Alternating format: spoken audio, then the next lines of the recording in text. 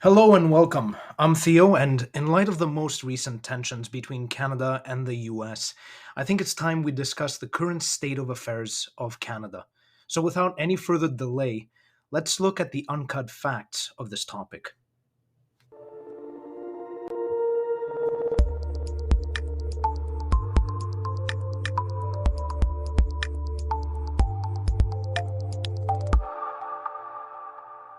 And now the Uncut Podcast presented by Joe and Theo. So, to really understand and have a grasp of what's going on in Canada right now, we need to turn back the clock a bit and look at the previous administration that was in place before Trudeau and really compare the two. So, before Justin Trudeau's tenure, Canada's economy was really shaped by global forces like the 2008 financial crisis and fluctuating commodity prices.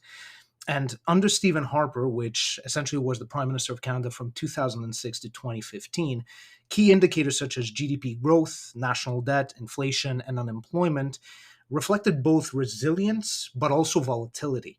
Now, let's take a look at these indicators. So GDP expanded from 1.32 trillion to 1.55 trillion USD before the crisis. And when we mean crisis, we mean 2008.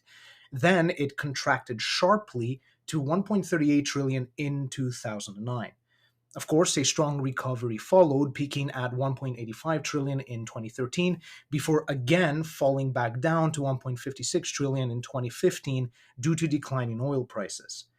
Debt levels also shifted accordingly during this period, rising from 28% to 33% of GDP during the recession before gradually stabilizing.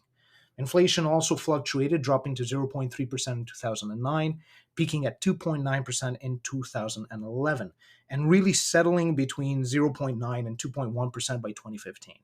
Though regional cost of living variations still persisted throughout Canada. Meanwhile, unemployment rose from 6.3% in 2006 to 8.4% in 2009, and really recovering to 6.9% by 2015. However, it's important to note here that traditional metrics like the ones we just talked about don't tell the full story about Canada. GDP growth, for example, overlooks income inequality and environmental costs. Debt ratios don't account for repayment capacity. Inflation figures may not capture regional price pressures, and unemployment rates don't measure job security or underemployment. Alternative measures like the Human Development Index, which ranked Canada at 0.927 in 2015, which is relatively high, the OECD Better Life Index and the Happy Planet Index, those also provide a broader perspective. And those honestly highlight strong life expectancy and a well being, but also a significant ecological footprint for Canada. Ultimately, the pre Trudeau era reflected economic resilience but also underlining challenges from rising debt to regional disparities. Now, while Canada navigated the financial crisis and maintained stable employment, the broader picture of economic well being remained complex. Another key topic here to discuss, and something that we're going to compare with the Trudeau era of Canada's political landscape, is immigration. So, before Justin Trudeau took office, Canada's immigration policies aimed to balance economic growth, integration, and national security. Now, between 2006 and 2015, several major reforms reshaped how newcomers were selected and integrated. So, for example, in 2008, the Canadian Experience Class, CEC for short, created a direct pathway to permanent residency for skilled temporary workers and international graduates. Now, unlike earlier programs, it prioritized applicants with at least 1 year of skilled Canadian work experience, recognizing their higher likelihood of successful integration. Now, in 2013, reforms to the Federal Skilled Worker Program, FSWP for short, placed greater emphasis on language proficiency and credential verification, ensuring immigrants could adapt quickly to the workforce. Now, a major shift came in 2015 with the introduction of express entry. This system replaced the first come, first serve approach with a ranking system, selecting candidates based on age, education, work experience, and language ability. By aligning immigration with labor market needs, really express entry made the process more responsive and efficient. Citizenship laws also changed. A 2009 amendment restricted citizenship inheritance to the first generation born abroad. And in 2015, the Strengthening Canadian Citizenship Act increased residency requirements, expanded language and knowledge test age ranges, and allowed the government to revoke citizenship from dual citizens convicted of serious crimes. Demographics also evolved significantly during this period. Canada's population grew from 32.6 million to 35.8 million between 2006 and 2015, with immigration accounting for two-thirds of that increase. By 2011, visible minorities comprised 19.1% of the population, up from 16.2% in 2006. Now, India, China, and African nations contributed the largest immigrant groups, fueling growth of South Asian, Chinese, and Black communities. Meanwhile, an aging population raised concerns about labor force sustainability as the median age climbed from 39.5 to 40.5 years.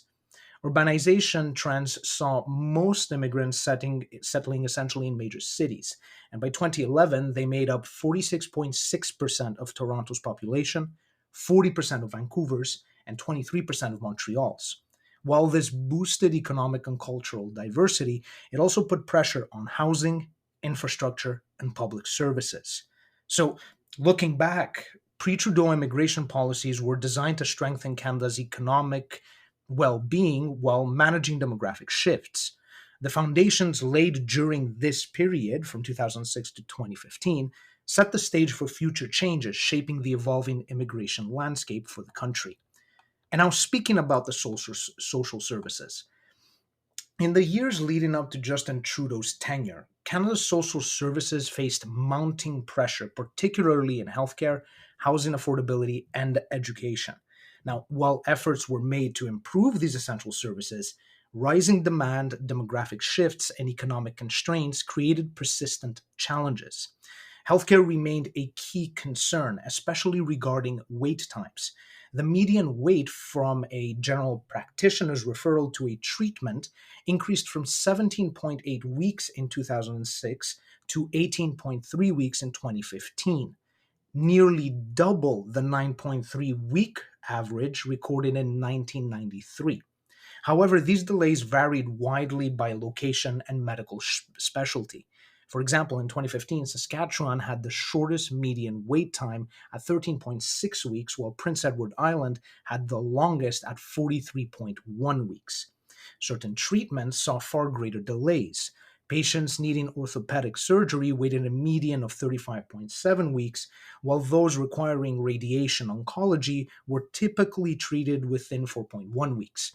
So, as the population grew and aged, concerns about efficiency and accessibility intensified, raising questions about the healthcare system's ability to keep pace with the rising population. Now, at the same time, housing affordability reached crisis levels. By 2010, more than 3 million households, one in four, were spending over 30% of their income on housing. That's the threshold for affordability. Housing costs outpaced income growth, disproportionately affecting low and moderate income families. Now, in 2006, the 2006 census revealed that one-third of Canadian households were in core housing need, meaning they either lived in substandard conditions or paid unaffordable rents or mortgages.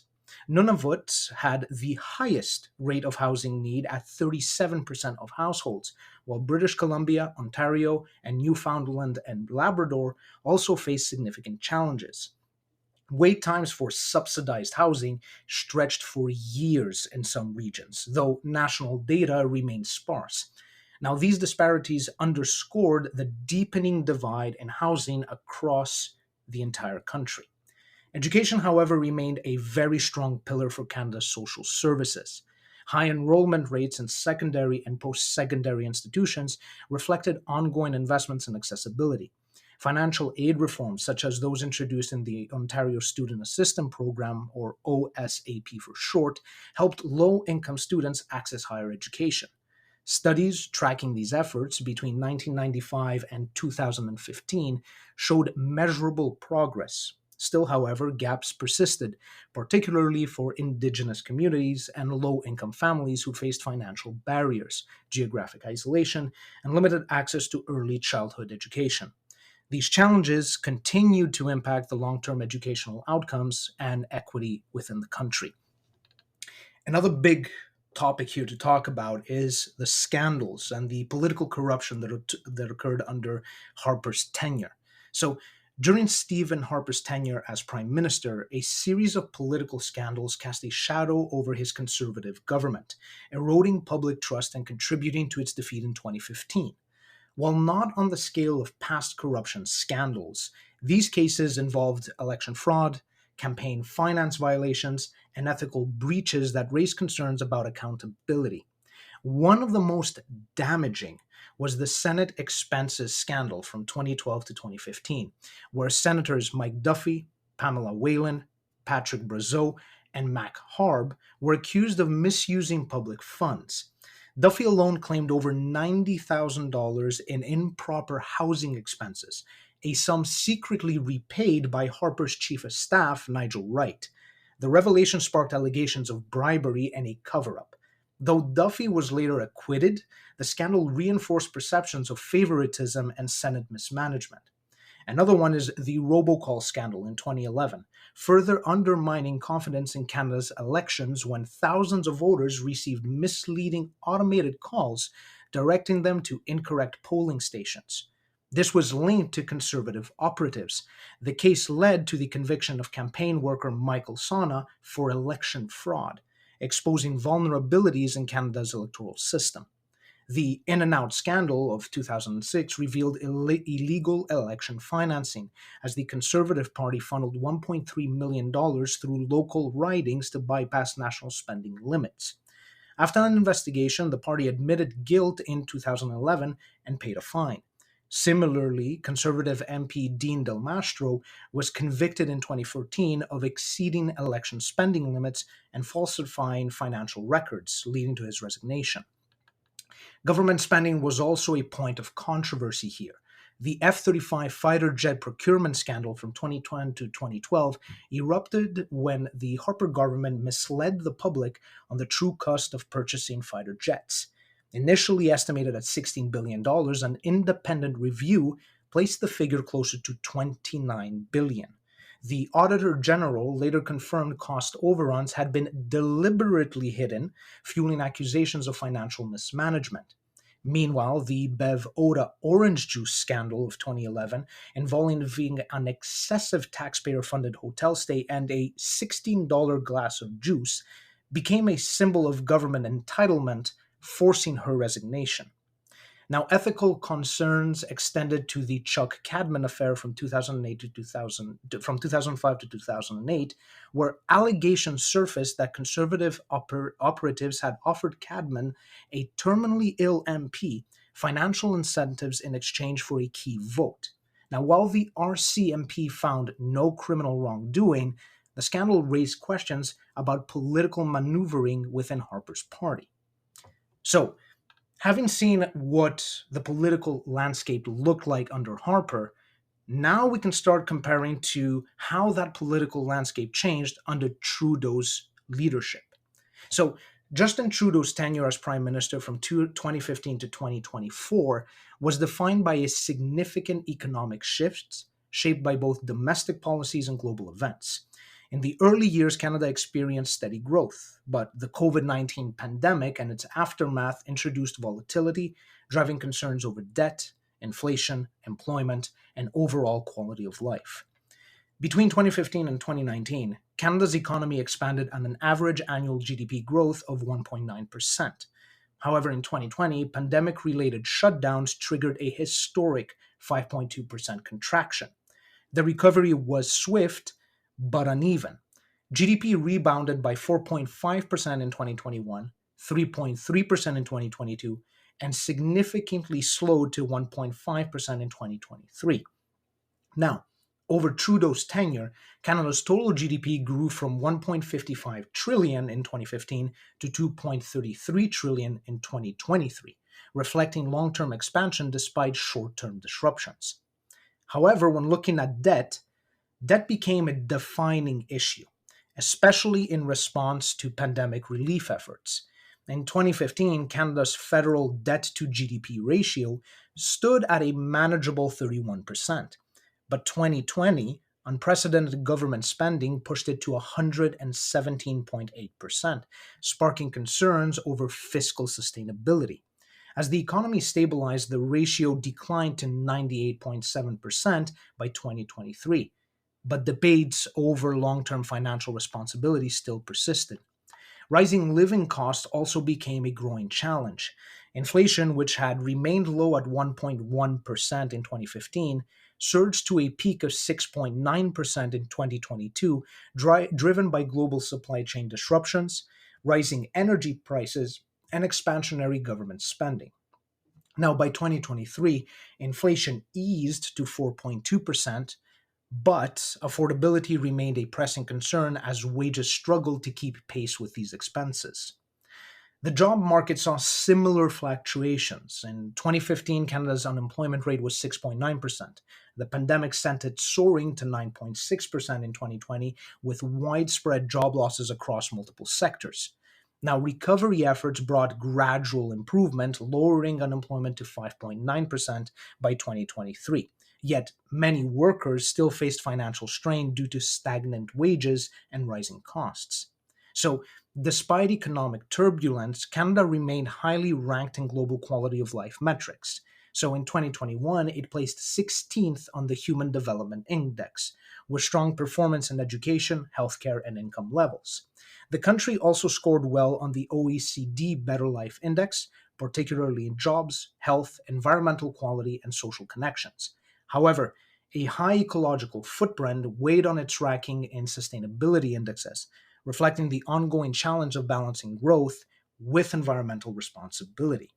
Now, a big problem right now is the housing crisis in Canada. During Justin Trudeau's tenure as Prime Minister, Canada's housing crisis deepened, making affordability an escalating concern for millions. Between 2015 and 2024, home prices in major cities like Toronto and Vancouver soared, placing home ownership increasingly out of reach for many Canadians. Several key factors drove this surge: historically low interest rates, a rise in foreign investment, and rapid population growth, all of which contributed to an overheated market. Now, despite rising demand, housing supply failed to keep pace. Regulatory barriers, restrictive zoning laws, and slow approval processes for new developments hindered construction, exacerbating the shortage. As homeownership became more elusive, rental prices surged, further straining lower and middle income households. Now, in response, the Trudeau government introduced initiatives such as the First Time Home Buyer Incentive and the National Housing Strategy, offering subsidies and financing support to help Canadians enter the market. However, these measures did little to slow price increases, leaving many frustrated by the lack of meaningful relief and fueling calls for stronger government intervention. Meanwhile, Canada's immigration policies under Trudeau contributed to significant demographic shifts. His government pursued an aggressive immigration strategy, welcoming nearly 1 million newcomers over a 3 year span, with a record breaking influx in 2022. While this helped address labor shortages and drove economic expansion, it also placed additional pressure on an already strained housing market. Demand for homes continued to outstrip supply, while public services, including healthcare and education, struggled to keep pace with the rapid population growth. Now, as Trudeau's leadership came to an end in early 2025, policymakers are now faced with mounting pressure to address both housing and immigration challenges.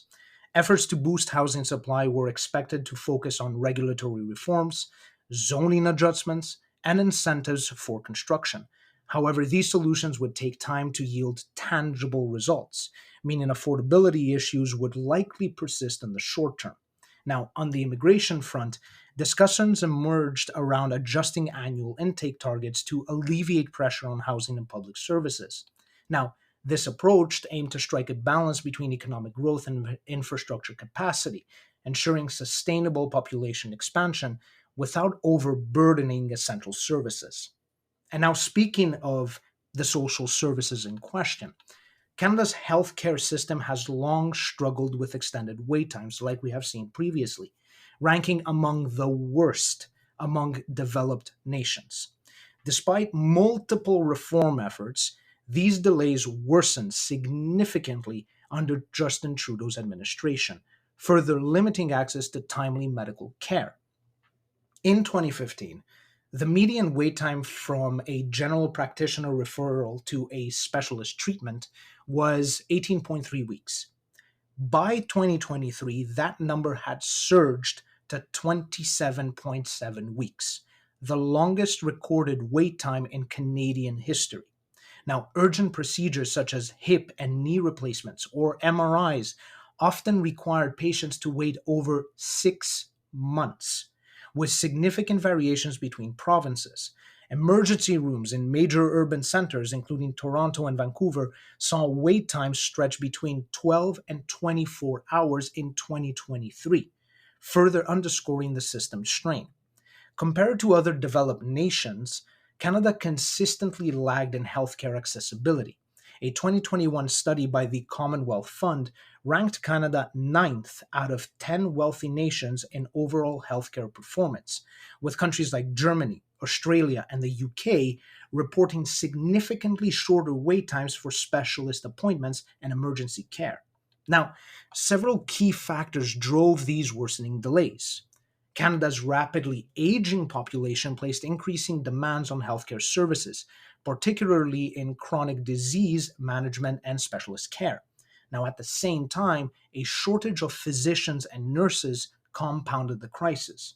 Canada has fewer doctors per capita than many OECD countries, and projections indicate a growing shortfall. By 2030, the country is expected to face a shortage of 44,000 physicians and 100,000 nurses. Now, the workforce gap will place even greater strain on hospitals, clinics, and emergency departments. Additionally, provincial healthcare systems suffered from chronic underfunding, outdated hospital infrastructure, and overwhelmed emergency rooms, further exacerbating system wide inefficiencies. Now, in response, Trudeau's government committed to a $200 billion investment over a 10-year period beginning in 2023, aimed at strengthening healthcare services. This funding sought to hire more doctors and nurses, reduce wait times, and expand mental health services nationwide.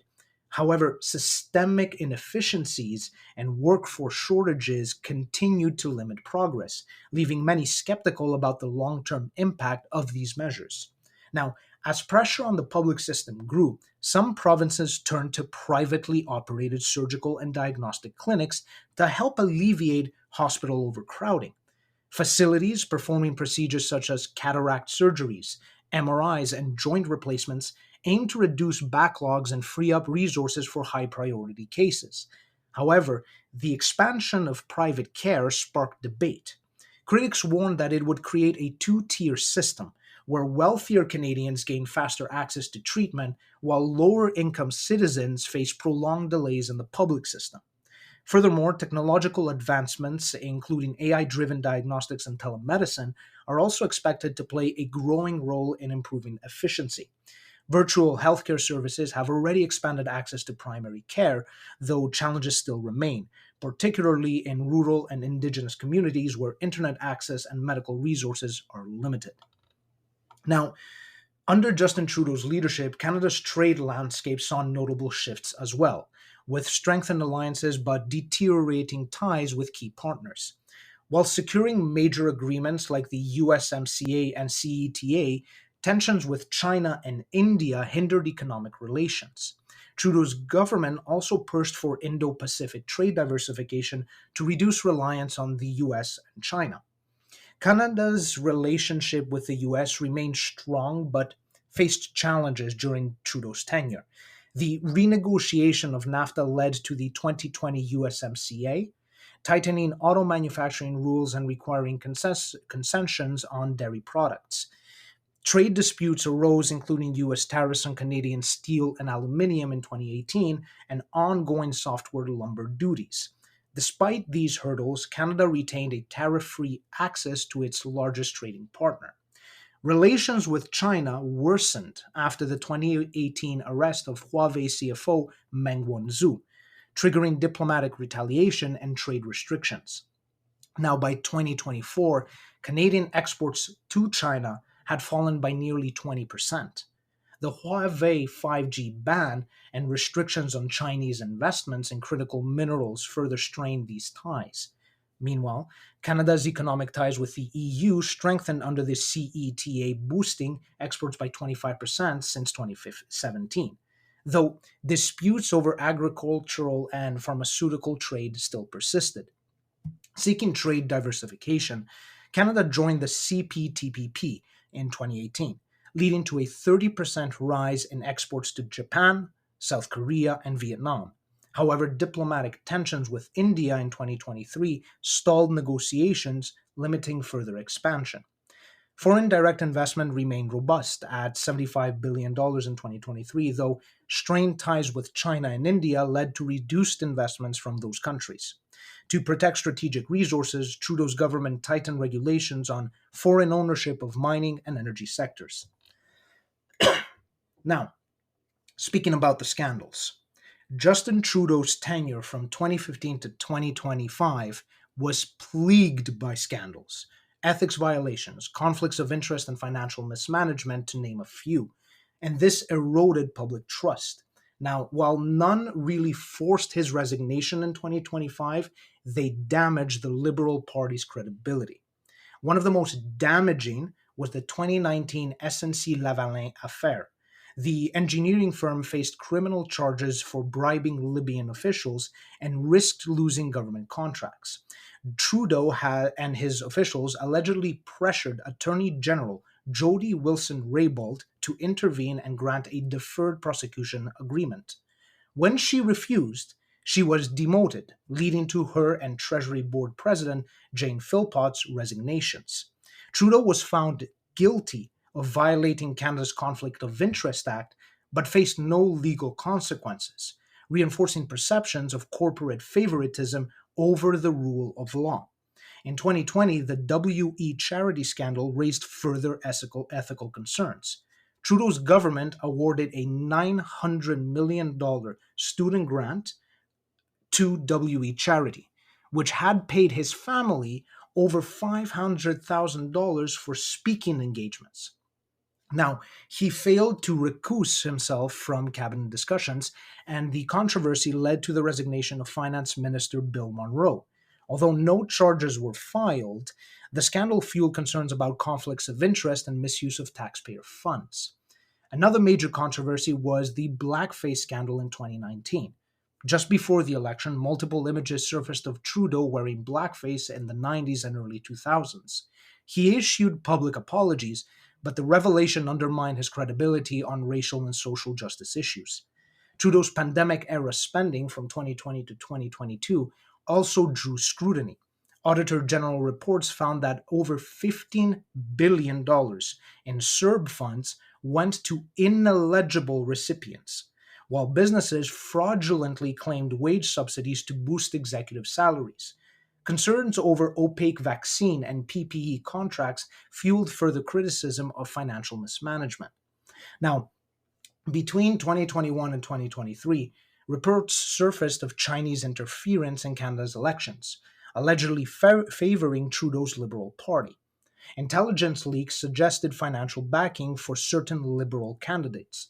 Though Trudeau initially resisted a public inquiry, he later appointed a special rapporteur, a move widely criticized as inadequate. Financial mismanagement extended to green energy policies. Billions were poured into subsidies for electric vehicles and battery plants, including a $13 billion deal with Volkswagen that lacked any transparency. Additionally, the $54 million ArriveCan app, later found to be vastly overpriced, reinforced public frustration over wasteful spending. Trudeau's tenure saw more ethics violations than any modern Canadian government. While no criminal charges were laid, the accumulation of scandals severely weakened public trust. Now, we need to look at Trudeau's policy and his policy changes. So, Trudeau's government reshaped Canada's energy and climate policies, with the carbon tax at the center of the controversy. Introduced in 2019, it aimed to curb emissions by making fossil fuels more expensive, starting at $20 per ton of CO2 and rising to $65 by 2023 with a target of $170 by 2030. Though the government claimed 90% of the revenues were returned to citizens, critics argued that the rebates failed to offset rising costs, especially for rural Canadians and small businesses. Economically, the tax increased fuel and transportation costs, contributing to inflation and hitting agriculture and manufacturing the hardest. Canada's oil and gas sectors warned of declining competitiveness as investment shifted to the US, while provinces like Alberta and Saskatchewan faced job losses. However, the policy spurred investment in renewables, boosting jobs in wind, solar, and hydro, though these gains didn't fully compensate for losses in the traditional energy sectors. Environmentally, Canada saw a 9% emission drop from 2005 to 2021, though experts debated whether the carbon tax was the main driver of this drop, citing factors like the COVID-19 slowdown. The country remained off track for its 2030 climate targets, with oil and gas still the largest emitting sector. Beyond carbon pricing, Trudeau's government restricted oil and gas development. The Northern Gateway and Energy East pipelines were cancelled, while Keystone XL's US permit revocation dealt another blow to the industry. Bill C 69, dubbed the No More Pipelines Bill, increased regulatory hurdles, discouraging investment and fueling tensions with energy dependent provinces. Now, at the same time, Trudeau pushed for green energy expansion, like we saw, investing billions in renewables and EV battery production. Companies like Volkswagen and Stellantis set up operations in Canada, and a 2035 mandate requires all new vehicle sales to be electric. However, challenges remain, including inadequate charging infrastructure and a power grid still reliant on fossil fuels. Another big criticism is government spending. Trudeau's tenure has been defined by aggressive spending, rising deficits, and mounting debt. His administration defends these policies as necessary investments, while critics argue they have weakened Canada's fiscal health, increased taxation, and fueled inflation. Now, before the pandemic, Trudeau expanded government spending on healthcare, social programs, and infrastructure.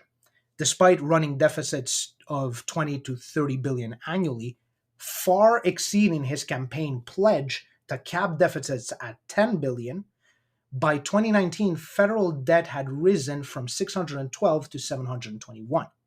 A key initiative was a $180 billion infrastructure plan alongside expanded child benefits and healthcare transfers. Now, critics warned of unsustainable spending even in strong economic conditions. The pandemic specifically saw spending surge to $576 billion, with CERB, wage subsidies, and business loans driving the deficit to a record $327 billion in 2020-2021. National debt surpassed $1 trillion by 2021. Post-pandemic scrutiny revealed billions in questionable disbursements, and debt interest soared to $46.5 billion annually, diverting resources from other priorities. Many economists argue the spending contributed to inflation and a worsening cost of living. Now, despite the pandemic's end, spending remains high, funding universal childcare, expanded dental care, and green subsidies. Federal expenditures exceed $500 billion annually, with deficits projected at $40 billion in 2023 and 2024. Canada's debt to GDP ratio has climbed from 31% in 2015 to 46% currently, with interest costs now surpassing defense spending within the country. Trudeau also reshaped taxation. He raised income taxes on high earners, while middle class tax cuts were offset by increased payroll deductions and carbon pricing. Corporate tax rates remained at 15%, but new tax measures have added financial strain on businesses, particularly small enterprises. The carbon tax itself, introduced in 2019, is set to reach $170 per ton by 2030, raising fuel costs and impacting rural Canadians. Some provinces have resisted the policy, citing economic harm with little environmental benefit. Another big criticism of the Trudeau government is the immigration. Under Justin Trudeau, Canada has expanded immigration to record levels, positioning it as a key driver of economic growth and a solution to labor shortages. However, this rapid increase has placed immense strain on housing, healthcare, and public infrastructure, particularly in major cities. When Trudeau took office in 2015, Canada admitted 271,000 permanent residents. By 2021, that number had surged to 405,000, surpassing 500,000 in 2023. Government plans project over 500,000 newcomers annually by 2025, more than double pre Trudeau figures. These increases stem from major policy shifts, including multi year immigration targets, expanded economic immigration, and record high admissions for international students, temporary workers, and refugees. Critics argue that immigration growth has far outpaced housing and infrastructure development, leading to severe shortages.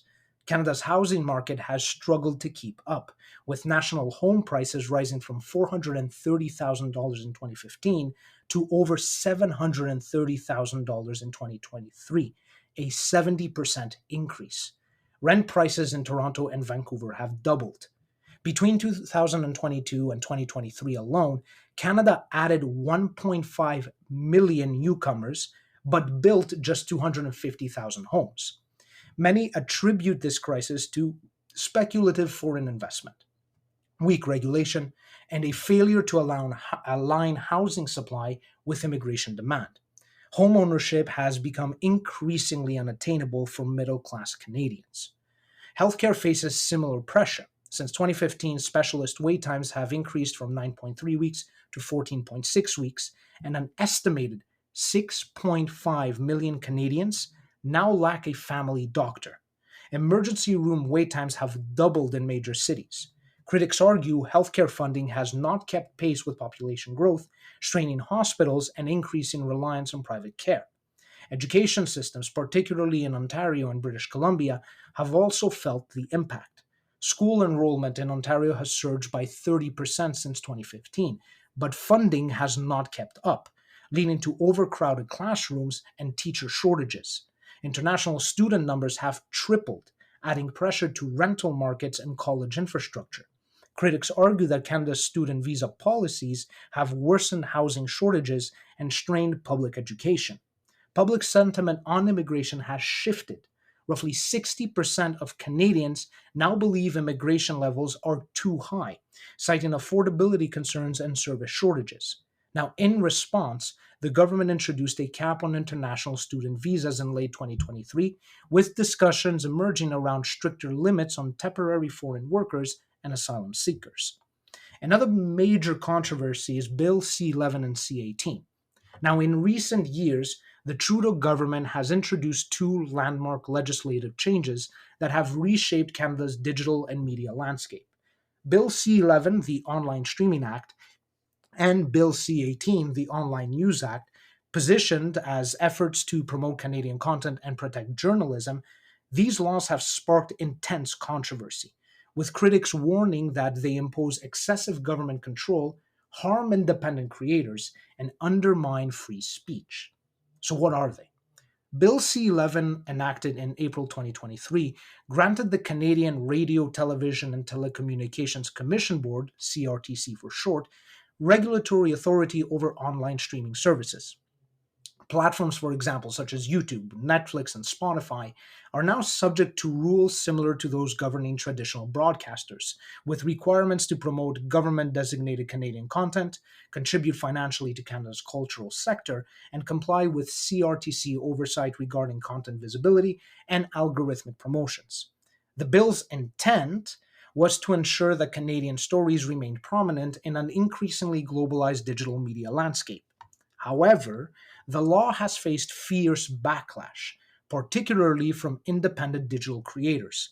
Many fear that algorithmic manipulation aimed at prioritizing government approved Canadian content could hurt their international visibility.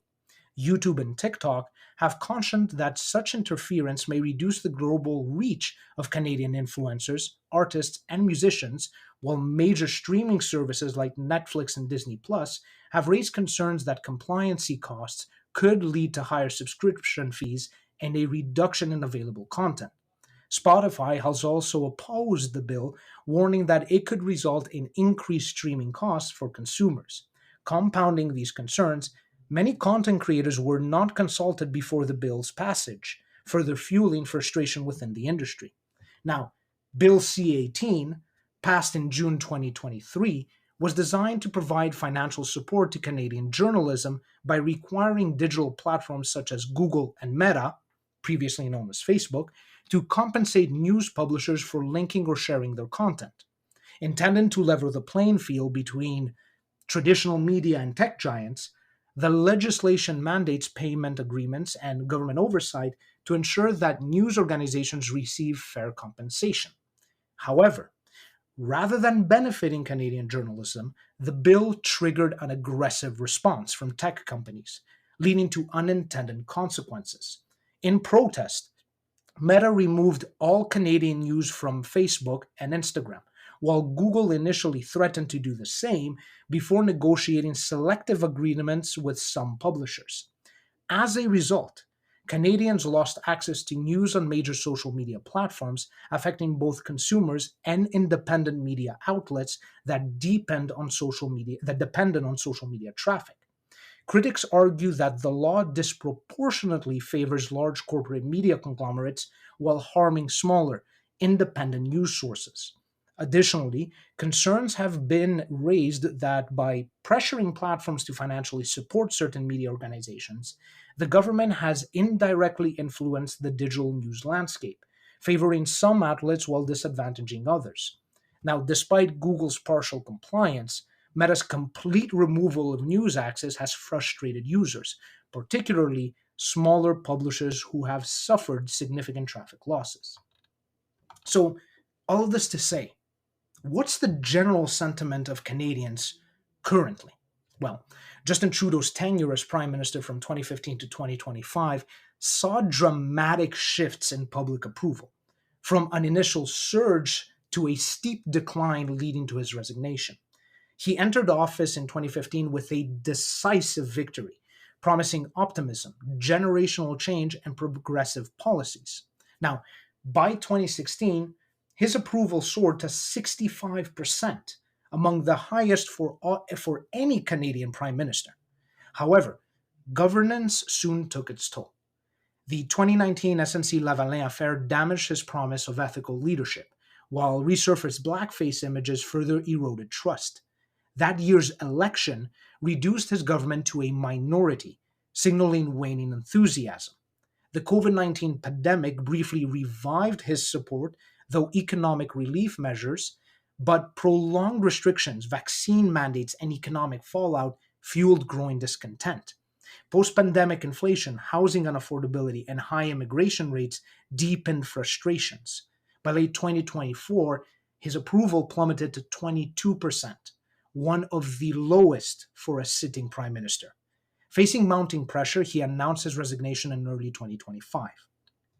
His support varied by region. Strong opposition in Western Canada due to energy policies, declining approval in Quebec and Atlantic Canada over economic concerns, and disillusionment among younger voters due to the housing crisis. Once a champion of progressive values, Trudeau's leadership became synonymous with political scandals, economic struggles, and a shifting public sentiment. Now, unlike Stephen Harper's stable support, Trudeau's popularity swung dramatically. His policies on immigration, environmental regulation, and spending really polarized voters, while critics accused him of prioritizing image over substance. His tenure, which began with high hopes, ended in widespread frustration, marking a turbulent chapter in Canadian politics. Now, this also sparked heavy regional differences. Regional political and cultural divides in Canada deepened under Justin Trudeau's leadership, with Western alienation and Quebec nationalism shaping the national landscape. These fractures influence electoral trends, federal provincial relations, and broader political dynamics. Western alienation, the belief that Ottawa prioritizes central and eastern Canada and the West at the West's expense, was particularly strong in Alberta, Saskatchewan, and parts of British Columbia. Trudeau's environmental policies, including the carbon tax and Bill C-69, like we saw before, were seen as detrimental to the energy sector. The cancellation of the Northern Gateway pipelines and delays in expanding the Trans Mountain pipeline reinforced perceptions of federal overreach, prioritizing climate goals over economic stability. Western provinces challenged the carbon tax in court, but a 2021 Supreme Court ruling in favor of Ottawa further fueled resentment. Politically, Alberta and Saskatchewan overwhelmingly supported conservative leaders, while separatist movements like We Exit and the Maverick Party gained traction. In the 2019 election, the Liberals failed to win a single seat in Alberta and Saskatchewan, a pattern that continued in the later elections. Trudeau's attempts to ease tensions, such as appointing Alberta MPs to key cabinet positions, were seen as a symbolic rather than substantive move. Looking ahead, Western alienation remains a pressing issue, with further conservative governments likely to attempt policy reversals to regain regional support. Now, looking at Quebec, Quebec's political landscape, shaped by its Francophone identity and sovereignty movements, saw a shift during Trudeau's tenure. Initially a stronghold for Liberal support, Quebec's backing weakened with the resurgence of nationalist sentiment. The Bloc Québécois gained traction in 2019, positioning itself as a defender of provincial autonomy against federal overreach. Controversial laws like Bill 21, banning religious symbols for public workers, and Bill 96, reinforcing French language laws, deepened tensions between Quebec and Ottawa. While both bills had broad support in Quebec, they faced criticism elsewhere in Canada. Trudeau's cautious approach, avoiding direct intervention, left both secularism supporters in Quebec and human rights advocates outside of the province dissatisfied. Premier François Legault frequently clashed with Trudeau, demanding greater autonomy over immigration, healthcare, and language laws. Legault openly favored a conservative led federal government, believing it would grant Quebec more independence.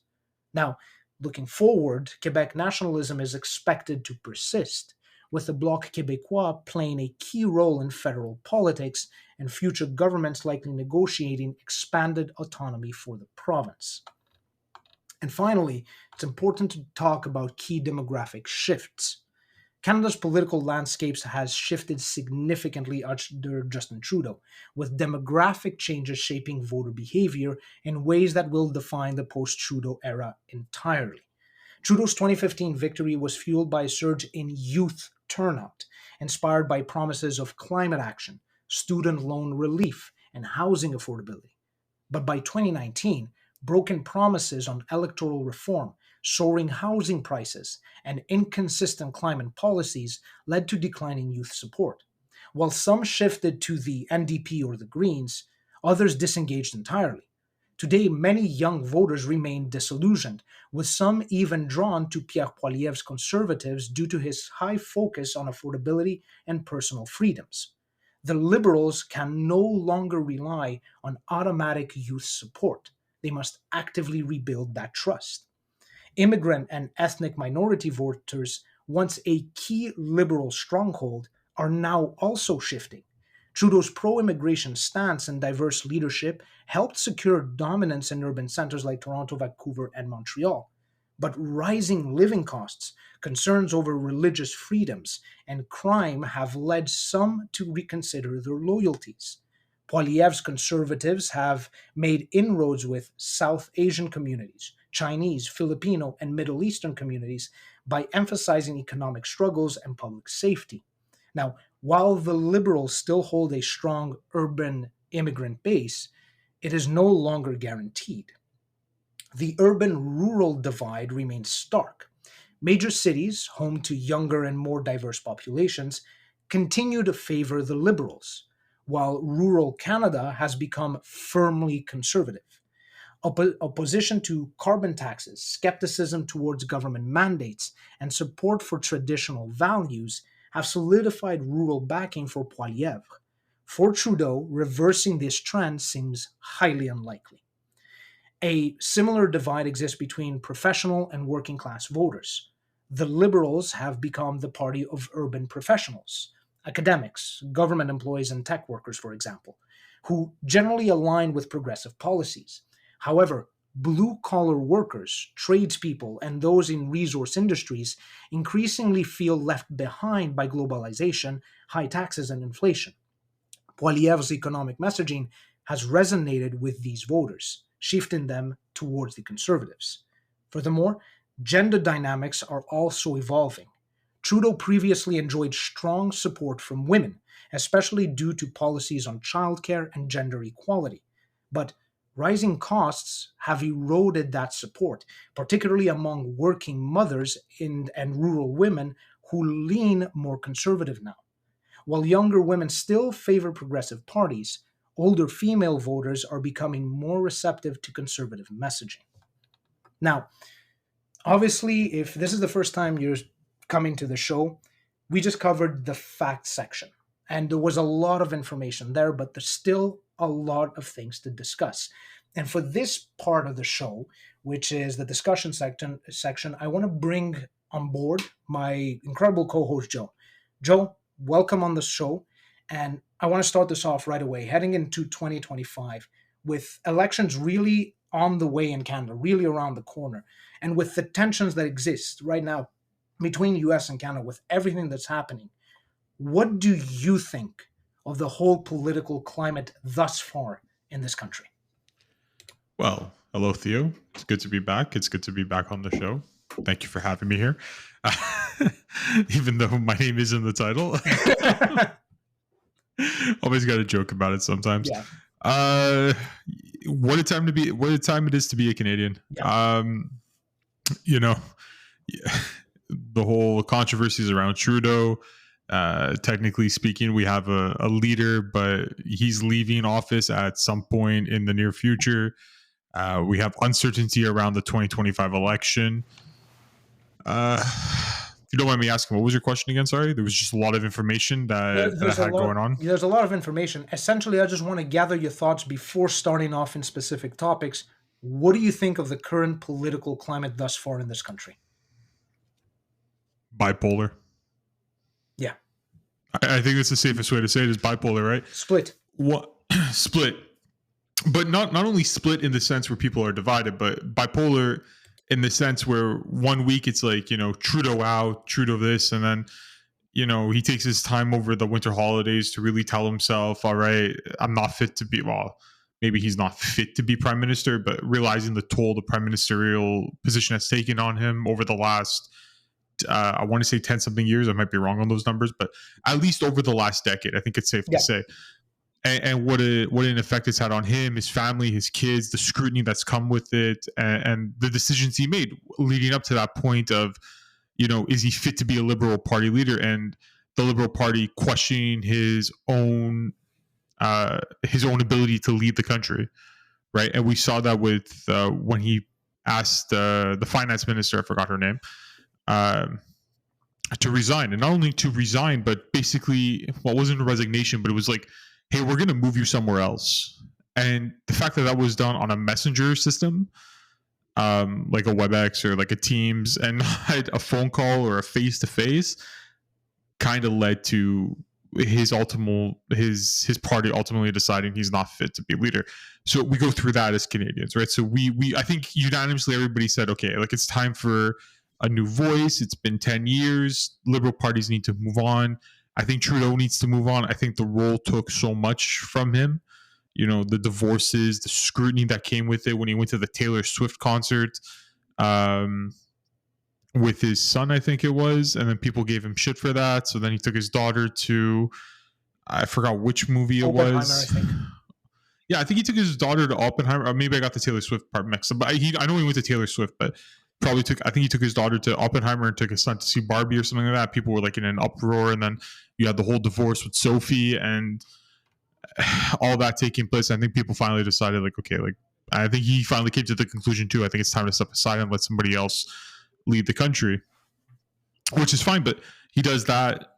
Trump calls him the next governor, or Governor Trudeau, and alludes to this whole 51st state thing. And then, a couple of weeks ago, Trudeau makes this whole speech, and then Canadians really all of a sudden decided, this guy's not that bad. He can give pretty good speeches, and like kind of really rallied the country for a bit and said, okay, like, hey, yeah, what the other guy's doing is wrong.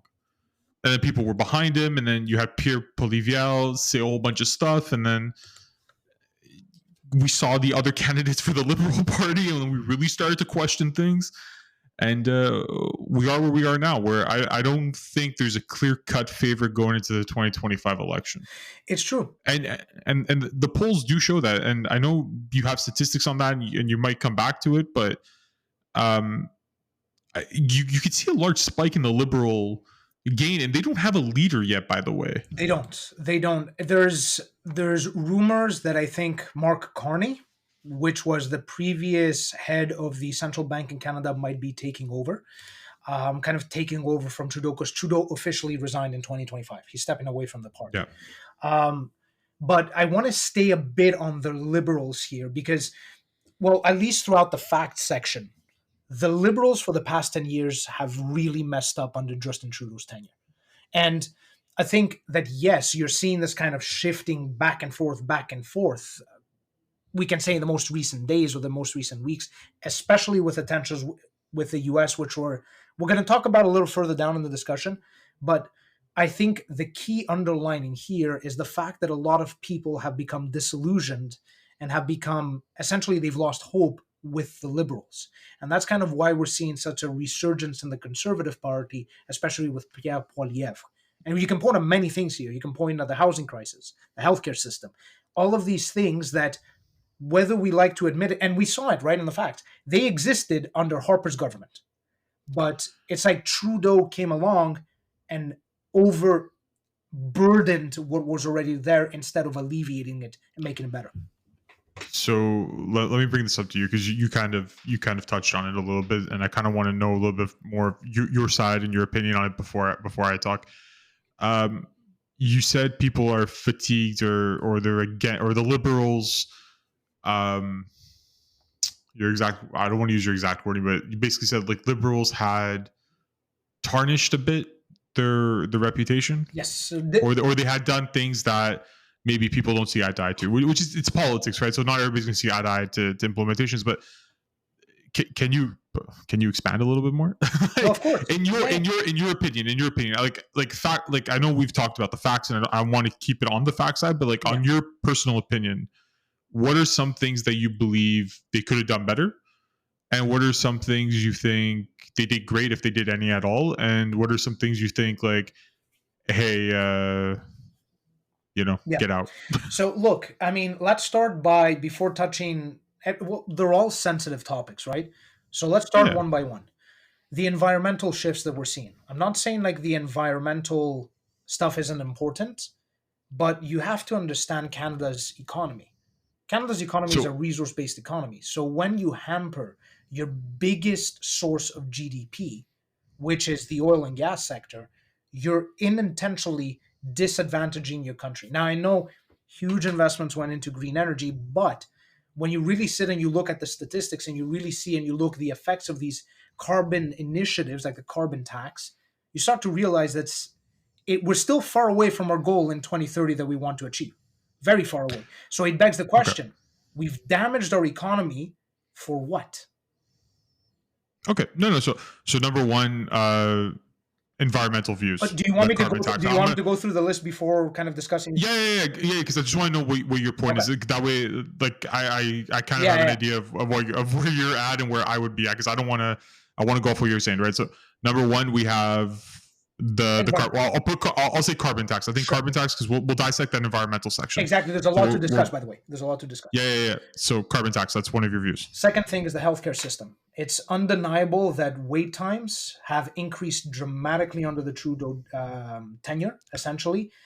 And again, the stats speak for themselves. There's 6.5 million Canadians that don't have a family doctor. Okay, so 2, we'll go with healthcare system. Right. Okay. And 3, the biggest one, housing affordability. We cannot deny the fact that housing affordability is out of control in Canada for many reasons that we can discuss. And again, for specifically like we saw, and I know this is a touchy subject, and I want to get into it because it needs to be discussed, for both healthcare and the housing, there's a discussion to be had on immigration and how that affects the pressure that's put on the infrastructure within Canada. Yeah, that's good. So we have those 3 things. So, okay, so we can have a little bit more of a discussion on this, and we can have a little bit of back and forth banter. Yeah. But maybe not banter, but going back and forth is always good. So let's break down the first environmental side, right? Yeah. So you're saying that the carbon tax and his carbon emission tax that he put into place, I think it was 30% or 15%. Basically, he wanted to reduce carbon emissions in Canada by 2030. Something like that. Correct. Right? That was his end goal. Yeah. Fine. But at the same time, he was also somebody who very much fought for the pipeline to get into the United States from Alberta. Keep that in mind. He's not stupid. That was part of his election campaign, was for the pipeline. Well, he also passed Bill C-69 that banned every single pipeline development within Canada and also put a lot of barriers to develop that pipeline heading into the U.S., which is why we saw enormous shifts going to U.S. investments in energy in companies in the energy sector based in the U.S. Granted, I'm not saying he's not he's not the best there, but his original method was he wanted the pipeline because he understood that, or before uproars happened, he understood that the pipeline was a key factor for Alberta's economy. Yeah. Right? Let's be honest. The oil sands are produced out in Alberta. And I wouldn't say it's only for Alberta, it's for all of Canada. It's for all of Canada, but generally for the economy of Alberta and the oil sand industry that's there. Yeah. It's very important for them to have that, yes. Right? It's quite literally their economy out there in Alberta. Yes, that's, to my knowledge, what Alberta is known for the most. Yes. Is the oil sands. And like we're coming from people that maybe don't live in Alberta, so like people that do live in Alberta are going to be like, no, there's this and there's this and there's this, but like, listen. If you're outside of Alberta, we look at you guys and we go, oh, that's where the oil sands are. Right? The same way when we look at Saskatchewan, we go, it's agricultural. Yes, to a good extent. Yeah. Yeah. Nobody understands what the economy of Winnipeg is. Manitoba. Yeah. We know Ontario is financial. We know Quebec is hydro and maple syrup and French. Yeah. And we know Halifax is fishing, and we know BC is weed. So that aside, we look at those type of things and we go, okay, so, but I agree with you. The carbon emissions tax that he put into place really sunk a lot of people. And I think that's something a lot of people wanted to be removed because it's a higher, like we talked about the tariffs in the last episode, right? At the end of the day, these carbon emission taxes, the vehicles, the transportation, all this type of stuff that a lot of, cargo industries use, yes, they take on the price, and the consumer is ultimately the one who's going to pay more for it. Because the companies just forward the price to the consumer. Exactly, right? They're paying more to export a product, import a product. And it's not because there's tariffs or anything, it's just because they're paying an additional fee for these carbon emission taxes that they ultimately have to pay. So, yes, I agree with you in that sense. I think maybe it was too high of a goal, and it did damper a lot and helped increase prices in Canada quite a bit, more than it should have. Yeah. My opinion. The other thing you talked about, medical. Yeah. So medical in Canada, it's not completely on the government, right? The government does that's right. assist a bit in the medical side of things, but ultimately the medical, it's provincial. It's owned by the provinces, right? Yeah. So each province has jurisdiction on how they want to set the budgets for their medical system. Now, for us, we live in a province that values certain things over other things, like example, language. Yeah. And ultimately, they decide there has to be a budget towards that, opposed to medical, Yeah. So it's right? more important that we speak French instead of getting treatment for something that's very serious. Fantastic. Exactly. But another thing you talk about, and you can and it's a bit of more of a touchier subject, I find, because you're talking about doctor salaries, you're talking Yes. about a lot of other things that contribute to it, right? Yeah.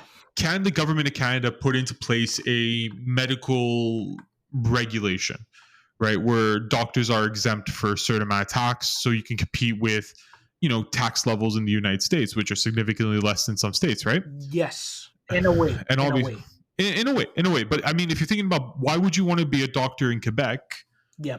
when you could be a doctor in Florida, right? Correct. You have the education. Yes. Like the education is the standardized. So if you have your medical degree in Canada, you by equivalence have your medical degree in the United States. It's not like To you a got your large medical. extent, yes. There might be Yeah, some yeah. slight differences, but to a large extent, you're right. Well, depending on the university you go Correct. to and Exactly. and all that, but at least where we are, we do have one of the top medical universities McGill. in McGill. Yeah. So, looking at it from that point of view, right? But even then, what stops, you get your degree in medicine in Montreal and you decide, okay, I'm going to go live in Toronto. Yeah. Right. Or I'm going to go live in Manitoba, or I'm going to go live in BC where your tax rate is, to be honest with you, quite substantially less than in Quebec. Yeah. Right. Do I think putting an even playing field will defer doctors from leaving the province? Maybe, because there's other factors that go into that, right? Right. Like language and other laws, other provincial laws, depending on how you treat patients, what language you have to speak to patients in, and all this other stuff. But does it prevent doctors from leaving Canada, which is where the discussion should be? No. And I'll tell you why. I think you're right. I think you're right. But at the same time, I think you make the decision a little bit harder. Okay. Because if you're telling me that, okay, I'm getting a tax break, right? I'm probably going to be making the same salary as I would if I went to the States, right? Depending. That's where I'm going to slightly challenge you on that, because here's the thing.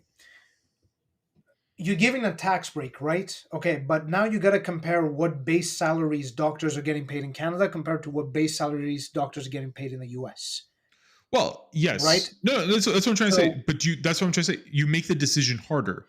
You do, but not substantially, because again, one just gives you. Don't forget also, there's the difference in terms of the Canadian dollar, which is also a big Yes. thing here, right? Granted, you can make the argument, hey, when you go to the US, you're living in USD, right? So fine.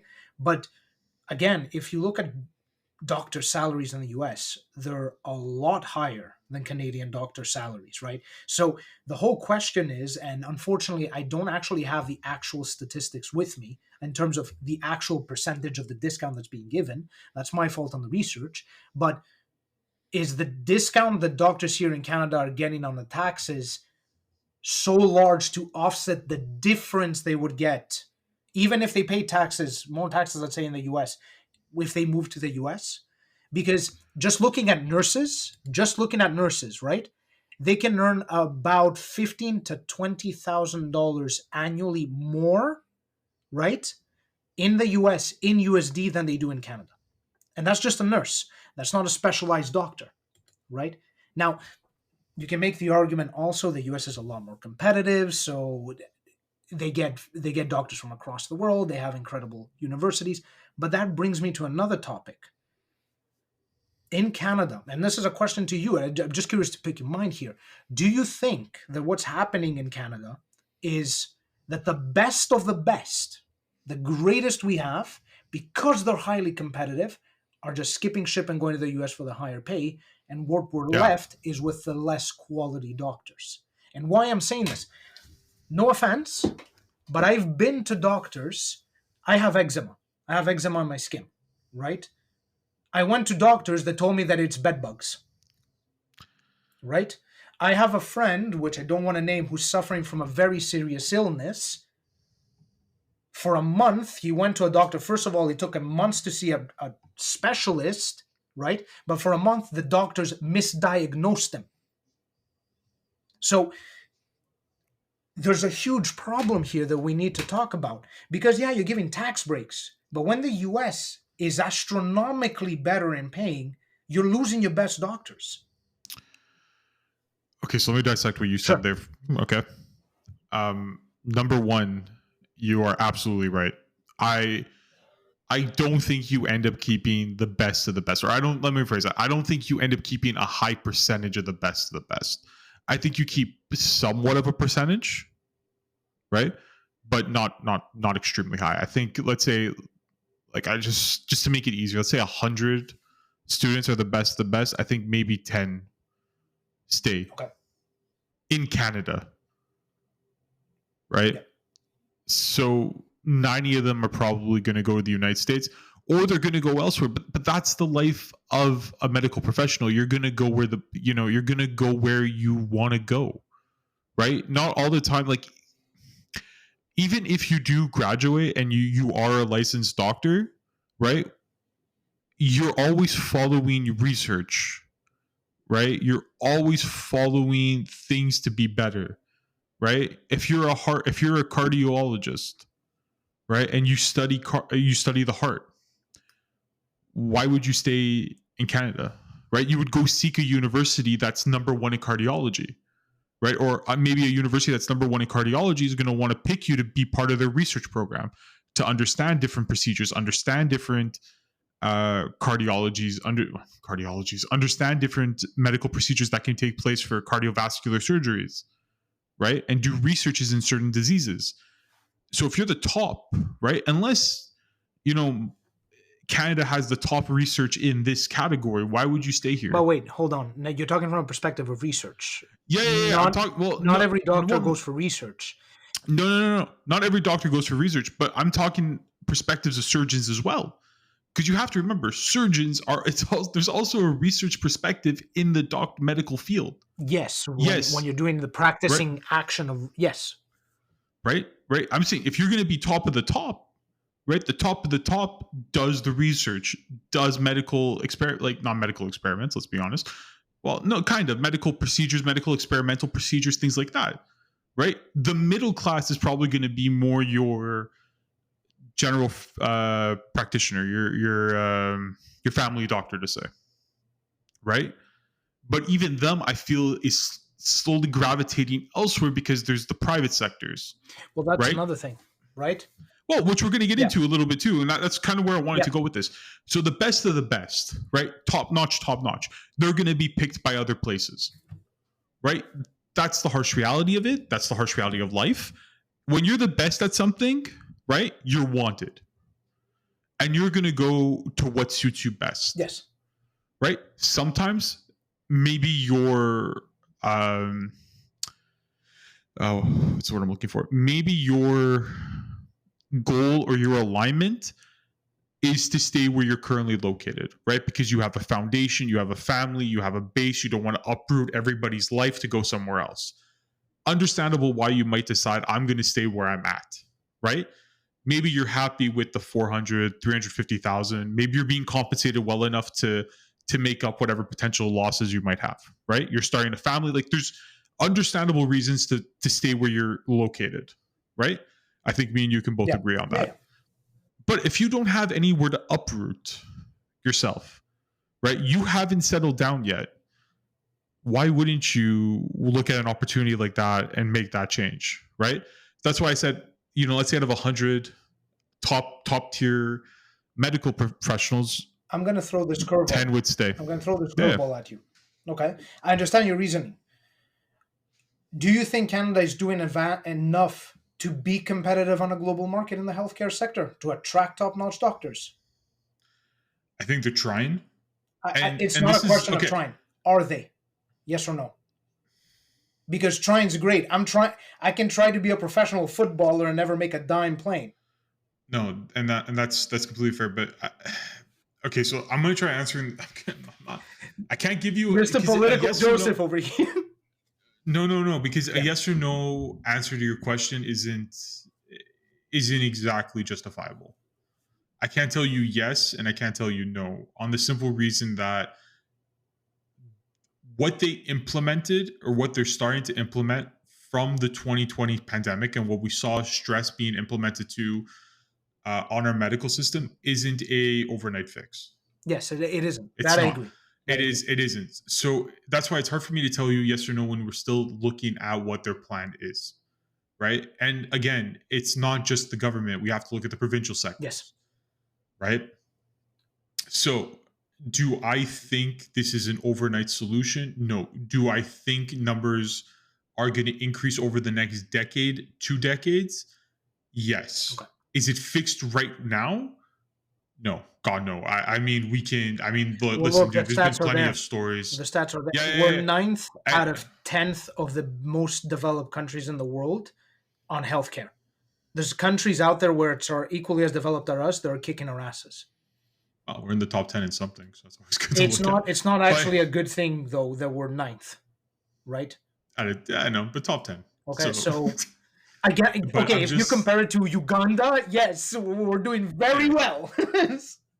hey, it's top 10 in something, right? But no. But basically, But I what I'm just trying understand to what say you is mean. like, it's hard to give you a yes or no on Yeah. that question because we didn't know, or listen, I'm going to make an assumption here, Mhm. and the thing with assumptions is you make an ass out of both myself and you. Yeah. But the thing is also I don't think people knew how broken or how stressed our system was until the pandemic hit. Yep. And then that's when we realized how stressed and how broken the system really is and how it needed to be repaired. Yep. And the only way to repair that is to farm new students, farm new medical students, which we're grateful here in Quebec and in Canada that we have universities that can do that. And we could attract some top tier professions to teach at these universities. Maybe not the same as medical universities in Europe or medical universities in the United States, but we can still attract some sort of medical professionals to teach these courses and have these universities be top notch universities, whether it's in British Columbia, whether it's in McGill here in Quebec, whether it's in Toronto. You have this ability, Second question. right? Second question. That student that's coming here to be taught by a very good professional that actually turns out to be a good doctor. Are we doing enough to actually keep them? Because there's actually statistics showing that a lot of the foreign students We that come don't. here We don't. leave right away. So Yeah, what and happens is that's they come in, they take advantage of the education system, and they're gone. and this is where I come back to, right? You're hoping, right, that at this point now you're starting this new program. You're hoping to bring a student in internationally, and then you're hoping to keep them. In reality, right? Both me and you can fight this to death. Yeah, And this goes with yeah. anything, by Yeah, the it way, does. right? You can apply this logic to professional sports. You can provide this law. You can You can put apply the this logic logic everywhere. anywhere. Yeah, exactly. The more eggs you have in a basket, the more likely one or two of them is going to be cool. Yeah. Right? So, yes, not every student is going to stay, No. nor do you need every student to stay. Right? Like Yeah, you said, correct. you don't want to keep the worst. No, you want you to try. don't. You don't. Oh no, but seriously, you don't want to keep the worst. Those you want to have, you want to let go. You want them to go somewhere else. That's fine. You're not going to keep a hold of all the best, but you want to get those media. You want to get that middle ground to stay, to want to stay. That's what you're looking for, and you're hoping out of those top, let's say 100, you can at least keep 20, which is a drastic improvement from 10. And I'm just spitballing numbers, right? Obviously, they're keeping more than 10 or 20. I would hope.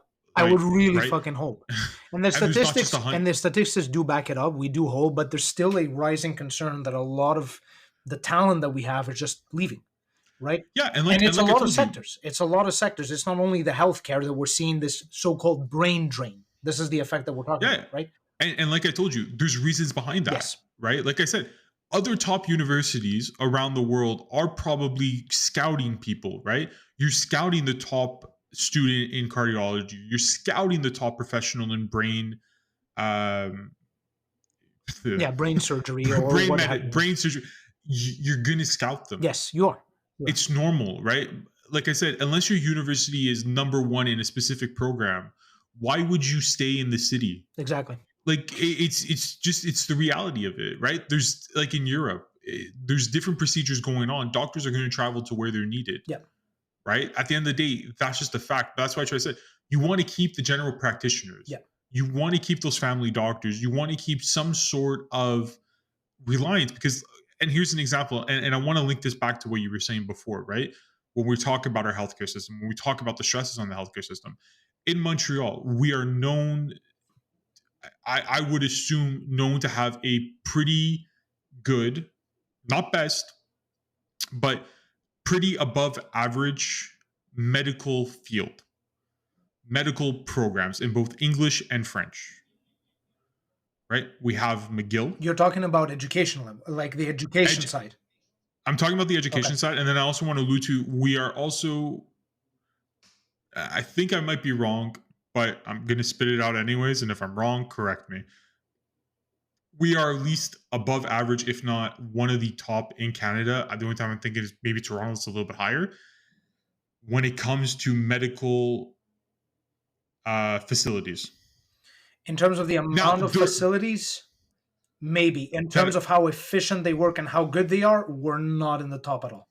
That's what I'm going to get to. So I want to say we have the two super hospitals that are brand new that were built in the early 2010s, 2015s. Yeah, around there. I forgot the exact date they were officially open, but we have top-notch medical facilities is what I'm trying to get to. Brand new top-notch medical facilities with, CAT scans and expert machinery, right? Yeah. So we can say, and we have a top-notch medical programs. We do. Yeah. Now, this is the point I want to get to, and this is the point I think you were talking about. We're having exasperated wait times, like insanely wait times. You're talking about during the winter season, what, 15, 16, 17, 18-hour wait times because people can't get in and see doctors. So what does that come down to? I think it's because a lot of doctors are leaving and the government in Quebec, I'm saying this because we are in Quebec and we see this more, has alluded to seeing that problem where a lot of doctors are transitioning to the private fields. Yes. Right. And that's what I wanted to talk about too. For those who don't know, aren't attached to your Medicare. Right? It's out of pocket. Exactly. Yes, some of the procedures are still covered by Medicare, but your visits, your practices, and all that is still very much needing to be paid for. Right? So what's going on or what's taking place?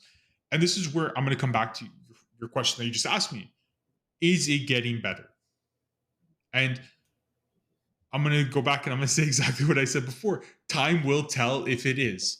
Because just this year they've implemented where now instead of the public sectors being divided and being separated and everybody doing their own little thing, Santé Quebec has decided, no, everybody is going to be under one umbrella right now. Right. Yeah. And the government is properly going to manage that umbrella. Now, the reason for that is kind of because nurses were taking double shifts and trying to, in a way, it's a bit sketchy. Like they're kind of doing it to manage the workload and manage how much time people are spending and all this type of stuff and salaries and unions and all this type of stuff. So time will tell if this plan works, right? For me and you, I think we both hope that it does work, right? Because one day we might need to go to a hospital because we broke our leg or we're sick or we're not well and we need that medical attention and we don't want to wait in a hospital waiting room for 22 hours, right? But yeah, so to answer your question truly, and I think for the most part, time will tell on that decision. If you ask me where it's going, I think it's going trending upward. You're hoping that it's trending upward. Because right now, look, if you look at the actual statistics in terms of it's down. In terms of wait times, quality of doctors, quality of ways that you get cured and treated as quickly as efficiently as possible. Yeah, it's down. Everything's plummeting. Let's be real. Yeah. Let's be real. So we're you're 100% hoping right. that there's going to be a trough, a bottom where we're going to see an inflection point. It's going to start rising again, but we're not there. Yep. And that's where the discontent exists. Because if you look at the statistics that I showed, the healthcare system was still struggling under Harper. And we're talking all the way back in 2006, dude. but So like I said though, it's gotten even but worse. So the Trudeau government, and again, it's provincial. I get it. It's provincial. It's this. It's that. It's this. Right. But nothing's changed. It's gotten worse. yeah, but this is what I'm agreeing to. So my train of thought is, but you okay? So I don't want to make this whole a medical Yeah, yeah, episode yeah. We because should we should say your final thoughts and let's yeah, move on yeah, to yeah. housing. Well, we're going to kind of tie it into housing a Okay. little bit too, and the reason why I want to bring it up is because it is a crucial part that I think I haven't mentioned it either. You do have to remember that there was a baby boom generation that is now getting older Yes, and that's a big older one. and That's a older big one. that requires more medical Yes. attentions. Um, so to a certain degree, yes, it's going to get progressively worse because the largest part of the population is older Yes. than the youngest part of the population. Completely agree. So yeah, it's going to get worse before. Like, it sounds bad to say, but it's going to get worse before it can get I better. agree. It's the reality of it. It sucks, but it's the way it is, right? Our grandparents decided to have a little bit too much happy time, Now we're and picking up the no, but pieces. Exactly. yes, yeah, Exactly. exactly. No, but you could see why. Like what normal families were like, what 8 or 9 Yep. kids, Exactly. right? And now you're going down to most households being, and granted, this is because of financial reasons too. 2 kids, 3 kids, 1 kid, 3 kids is like the Zero. normal household nowadays. Zero. A lot of people are going with. I'd rather get a dog than have a child. Yeah. Effectively, yes. You know, like it's the reality of it. It's the financial situations we're in, and I'm not saying they didn't have financial problems back then, but it was like there was incentive to have children back then too, because like half of them went to war, half of them didn't come back. Yeah. Most of them were dying from diseases. Like it was the reality of it. It was the situation of the times, and time catches up. And I know we're looking at Montreal, but you don't think they're going to have this problem 20, 30 years from now in places like China and places like India. And I'm not saying they're high up in those situations, but when you look at their growth, their exponential growth in population, it's going to ultimately end up there. Yeah. In the States, we probably don't hear about a lot of wait times because It's privatized. people probably, It's privatized. it's privatized. And also probably people can't afford it. That's it, And because it's privatized. We sit here, at least we can get medical attention. Granted, you might die before you get medical attention, but we have the pseudo reality of maybe being able to see a doctor. But you can afford the funeral after. Yeah, that's worst case scenario. Exactly. Not trying to be sarcastic, but you know what I mean. Yeah. You'll eventually get medical attention towards you. And again, if somebody has the flu, they're not a priority over somebody who's having a heart attack or somebody who's having a problem breathing or somebody who clearly needs medical attention. Like that's one thing we don't talk about when you hear stories like I was in the waiting room for 15 hours. You had a cold, you had a flu. It's not the end of the world. Yes, you're not feeling well, but like nobody told you to go get, like I don't want to say nobody told you to like if you get the flu, stay home. Yeah, exactly. You can get an Advil, relax. You're good. Like me, I'm just saying this. Like I know a friend that would go to the hospital because he got smashed hammered drunk the last night, and he wasn't feeling well the next morning, so he went to the hospital just to get IV into him. Jesus Christ. And no, but like I'm being serious, right? That's why there's this huge thing called liquid IV now that's out, and it started in the United States because people to prevent themselves from getting hammered the next day and having these headaches and having this morning sickness, they would take liquid IV. They would drink it, like it's a little powder form, like powder Gatorade. They put it in their water. They drink it, and then they would have their alcohol. Okay. So the effects are a lot less limited. And you can buy this in stores now. By the way, I'm just letting you know. Letting me specifically. Yeah, the audience can put that together. Who's the alcoholic of the team? Yeah, you're the one who gets extremely drunk with 2 drinks. Yeah, and I'm the one who knows about the product, so let them talk about it. But I'm just trying to say, it's agreed. Like, like this is what people go to the hospitals for. So to take every, people like, I broke my leg, I was in emergency for 15 hours. Yeah, it probably is going to happen. Yeah. Most probably. But if they look at you and they go, you're not a major threat right now to somebody who's having a legitimate heart attack or somebody who's having, chest pains or somebody who's having a serious medical emergency. Like, I'm sorry, you broke your leg on your own stupidity. you're probably not going to wait 15 hours, but you're going to have to wait till eventually, Yeah, a surgery room is open for you. yeah. That's Unfortunately, reality. That's that's just reality. how the And it system is sucks. in Canada. Unfortunately, that's how the system is. But it would be anywhere, Not in the right? And U.S. In the U.S., if you have the money to pay, granted, if you break your leg in the U.S., you got to yes, remortgage your yeah, house. no, no, but you just said it. If you have the money to I pay, Yeah, effectively. we're talking about a free healthcare system. This is what I'm alluding to, right? When you go to a hospital, I'm going to put it in quotations, but yes, Free paid free is in by the high taxes on our end. So yes, but okay, regardless though. But what I'm just trying to say is like you can walk into a hospital and not leave with a $300,000 bill sure, or twenty yes, thousand dollar bill. that's true. That's what I'm trying to allude to. So yes, in the States, it's publicly funded. If I broke my leg, that's on me, and I'll have to pay for that surgery. So no shit, people are not going to end up going to the hospital right away on a broken leg, or people are not going to go to the hospital because they have a little bit of a cold. Yeah, Right? We're here. If you get like the smallest cold, you're going to be transported to the hospital because you're like, screw it, right? And that's where the influx yeah, happens. And like I said, in the States, it's a completely different situation, right? We talk about it. You break your leg, you have to go get medical attention on that. And it's going to cost you quite literally an arm and a leg to pay. exactly. And no pun intended. But like that's what I'm trying to allude Yeah. to. So the overinflation part. Now, this is where I want to go to because I know you want to go to the housing crisis. So I'll let you your final thoughts. For healthcare. Yeah. Well, look, for healthcare, my final thoughts are simple. Look, I understand what you're saying, and I highly understand that it's going to get worse before it gets better. But when you're looking at the political climate, when you're looking at for me, I'm looking at the short term right now because we have to look at the short term because we have elections coming up, right? Unfortunately, we do. And in the short term, under the Trudeau government, it's gotten worse. Granted, there was COVID-19, which really put the nail in the coffin.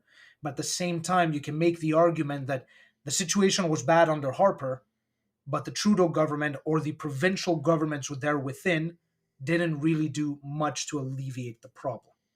And Oh no. we can walk in now, right? So we don't keep running in circles in the healthcare debate. We No, can no, I was make gonna the same argument for housing. yes, and this is okay. So you brought up housing as well. Yes. You just disappeared off screen there for a second. Yeah, So I'm going to go into the housing debate, let's right? go. So the housing debate, the housing.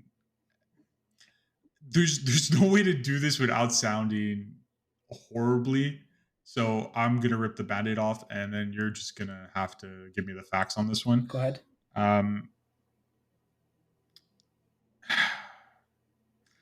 I'm trying to formulate You're trying the to words formulate the say way of saying it. without without sounding critical or Just let it rip. Just let it rip at this point. immigration. Well, yeah. It's the Well, here's the but thing. this is what there's no nice way to say it, but it is a harsh reality of it. When you're again, if I had to slam Trudeau for one thing and one thing only, and I take it for whatever way you want to do, he look. I'm all for bringing in refugees. I understand we're an open country. This is what we do. It's Canadian pride to do it. I understand that. I 100% understand that. But did you need to bring in the amount you needed to bring in? Correct. And look, I actually have some stats on that. So I believe, was it 2022 or 2023? I need to check that. But in one of those years, we brought in 1.5 million immigrants. And that's in combination of refugees, temporary asylum seekers, temporary workers, actual economic refugees, and students, foreign students. They all fall under that basket. Do you know how many homes we built to support these people that came in? Not 250,000. many. Not many. And you just said it. You said it, by the way. 1.5 million. What's the population in Canada? 33 million? Exactly. Do the math really quick. Yeah. 30. It's almost 4. 5%. So basically, he allowed. I'm not going to trust you right off the top of the head It's calculation. 5%. On that, 30 million, 10% of 30 million is 3 million. Half of that is 5%, 1.5. Okay, listen, I'm going to go with the words approximately 5%. Right? So when you increase the population by approximately 5% over a given year, yes, there's gonna be a fucking housing Exactly. crisis, Exactly. right? And the thing is, it's not like this was like I love when people so people show maps of Canada, Yes. right? And they go, a large portion of the population, Lord, oh God, I can't talk. A large portion of the population lives on the bottom side of Canada. Nobody really lives.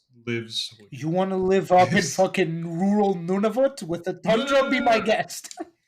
No, I'm saying, I'm using people's Yes, and arguments I'm right now, answering to right? those people. You can go to rural Nunavut with the tundra if you want. No, it's That's what inhabitable. I'm saying. That's the point.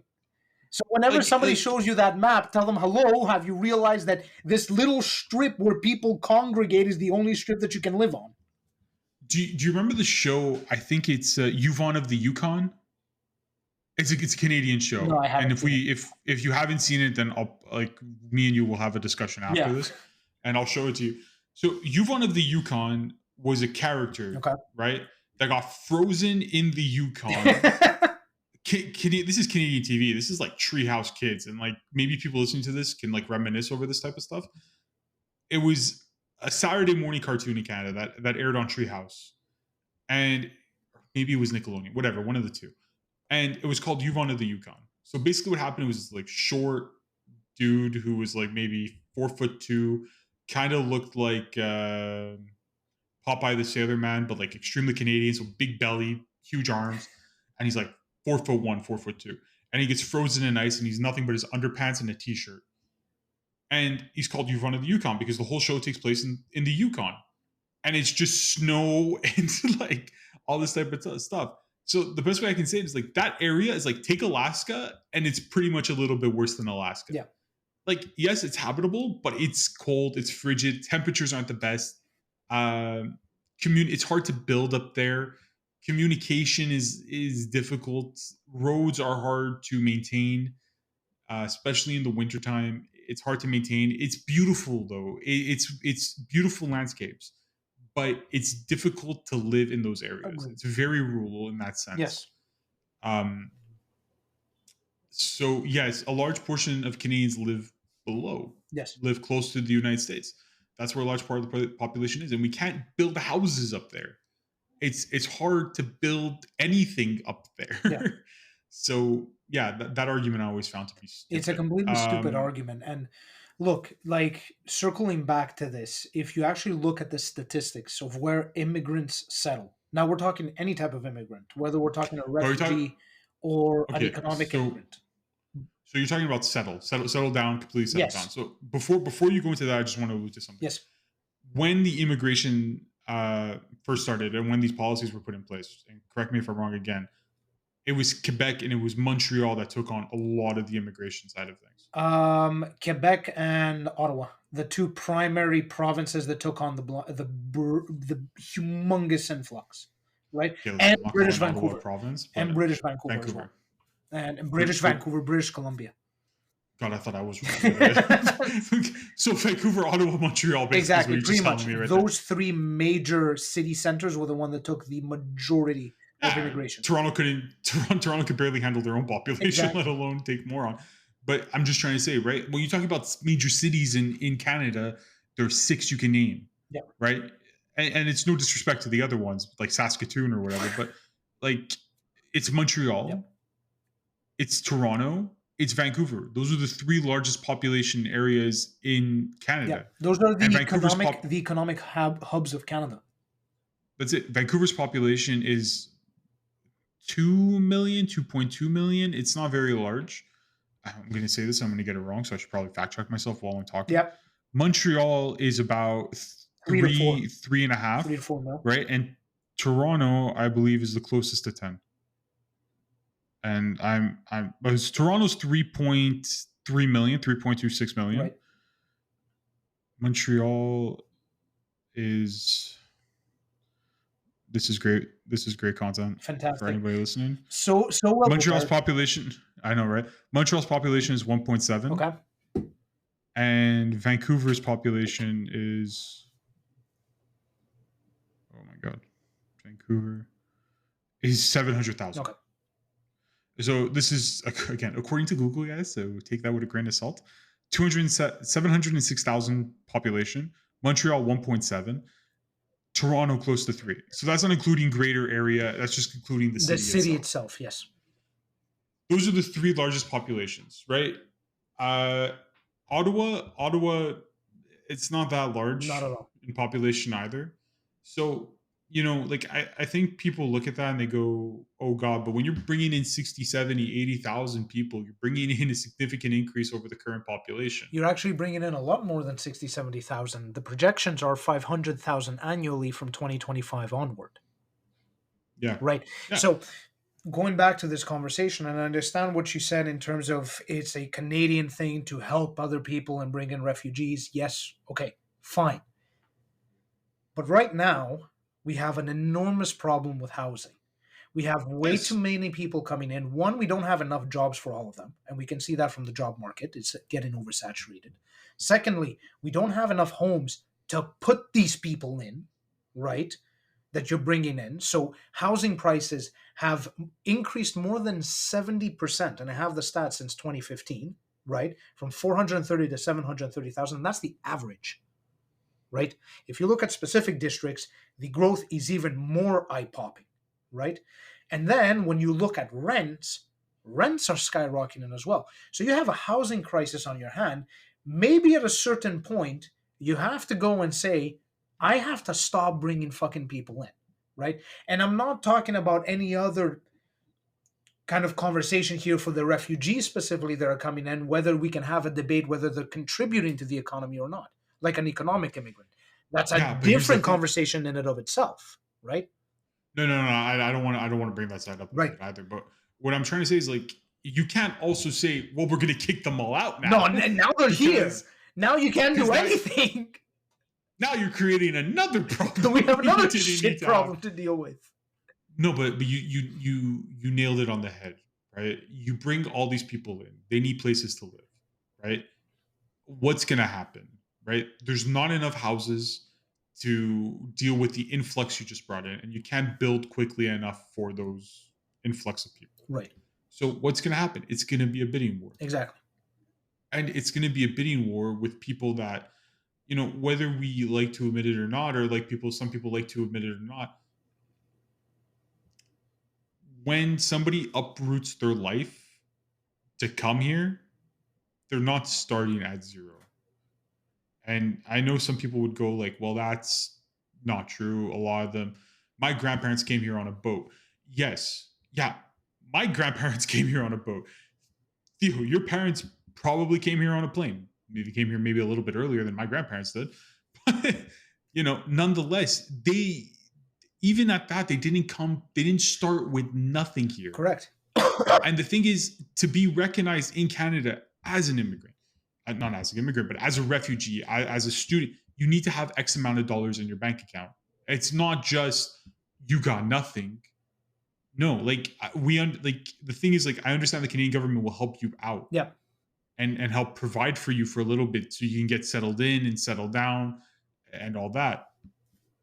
Like, I grasp that point of view, but it's not like you come here with nothing. I think like minimum for a lot of them is 50, 60,000 they need to even come to Canada alone. And if it wasn't a problem and it wasn't an issue with immigrants, refugees, immigrants purchasing homes in Canada, the government wouldn't have implemented the policy that they did in 2022, Which is block 2022, 2023 for a period of 2 years. And we understood why that was. And it's no shock to anybody when you look at the Vancouver side of things. Yes. It's heavily influenced with Chinese and Asian investment, foreign direct investments, right? Where, listen, like we can have this discussion until we're black and the blue in the face, yes. But like it's a massive factor why prices get driven yes. up there. And why Vancouver, with 706,000 population, has properties of 1.2, 1.3, 1.4 million. Toronto, it's the same situation where a lot of people from Toronto are being priced out of Toronto. Yep. And they're being priced out of now Markham, and they're being priced out of here because the sky, it's not stopping. Exactly. It's going up and up and up and up. And even here in Montreal, we haven't felt it to that degree but yet. We're starting to. We're starting to. But what I'm trying to say is we haven't felt it to that degree yet where a one floor townhouse is worth $1.2 million and it looks like it needs severe Yeah, renovations. We're not there yet. Thankfully, we're not there yet. And for maybe bad or for worse, maybe it is because of Quebec the and language it's laws. it's It's yes, possible, because like but that does have, as much as we laugh at the language laws, it does have an effect. There's a more limited amount of refugees and immigrants that can come to Quebec. And that this is limits it. the growth in the populations, the urban centers, and the prices therein. But then I come back to it sounds bad because I'm going to leave it at Yeah, this. You're 100% right. I'm not going to deny you on that. There's a housing correct. crisis. I think Canada itself has identified what the reason for the housing crisis is. Whether it's immigrants, whether it's foreigners purchasing land here in Canada, like we alluded to with Vancouver, and even that Asian demographic is also purchasing in Toronto. And I'm not saying it's like, oh, it's the Asians' fault.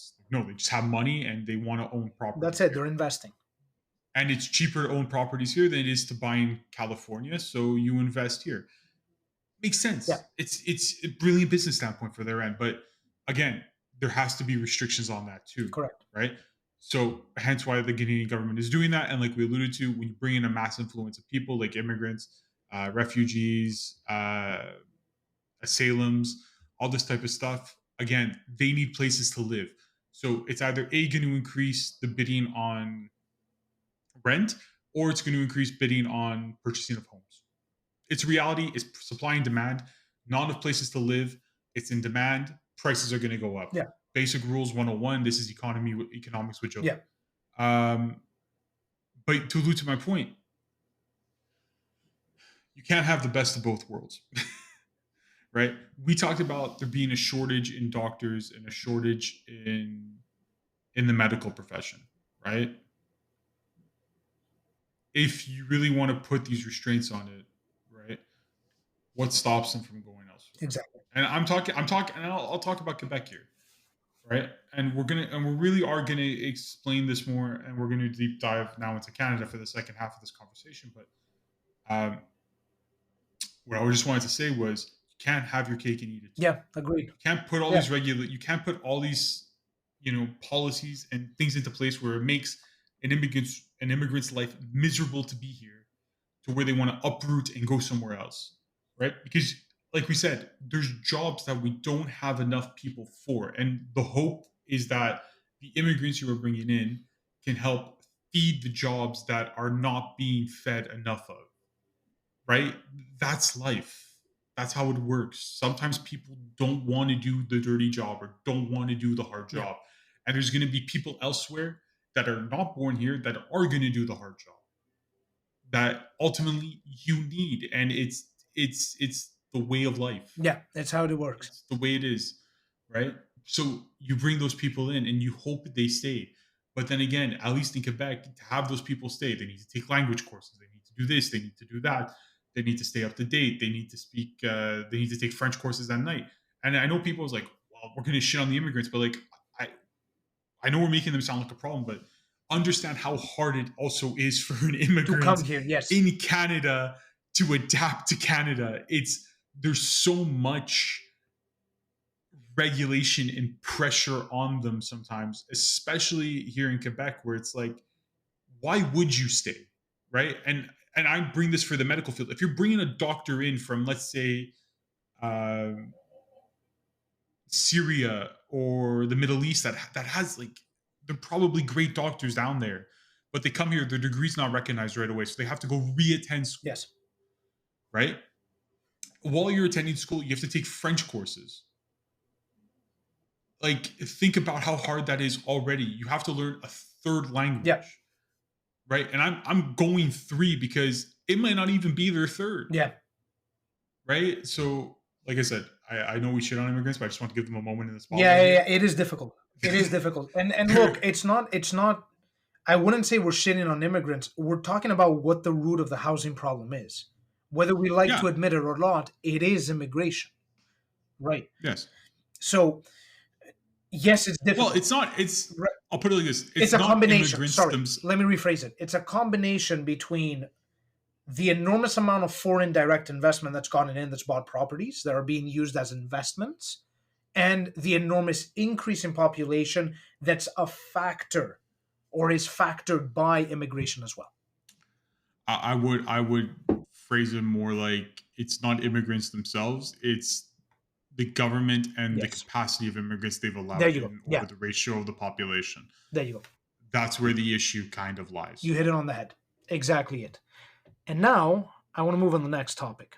So, with all these problems that's been happening, with all of these tensions and bad trends that we've been seeing under the Trudeau government, obviously at the start of 2025, Trudeau stepped down.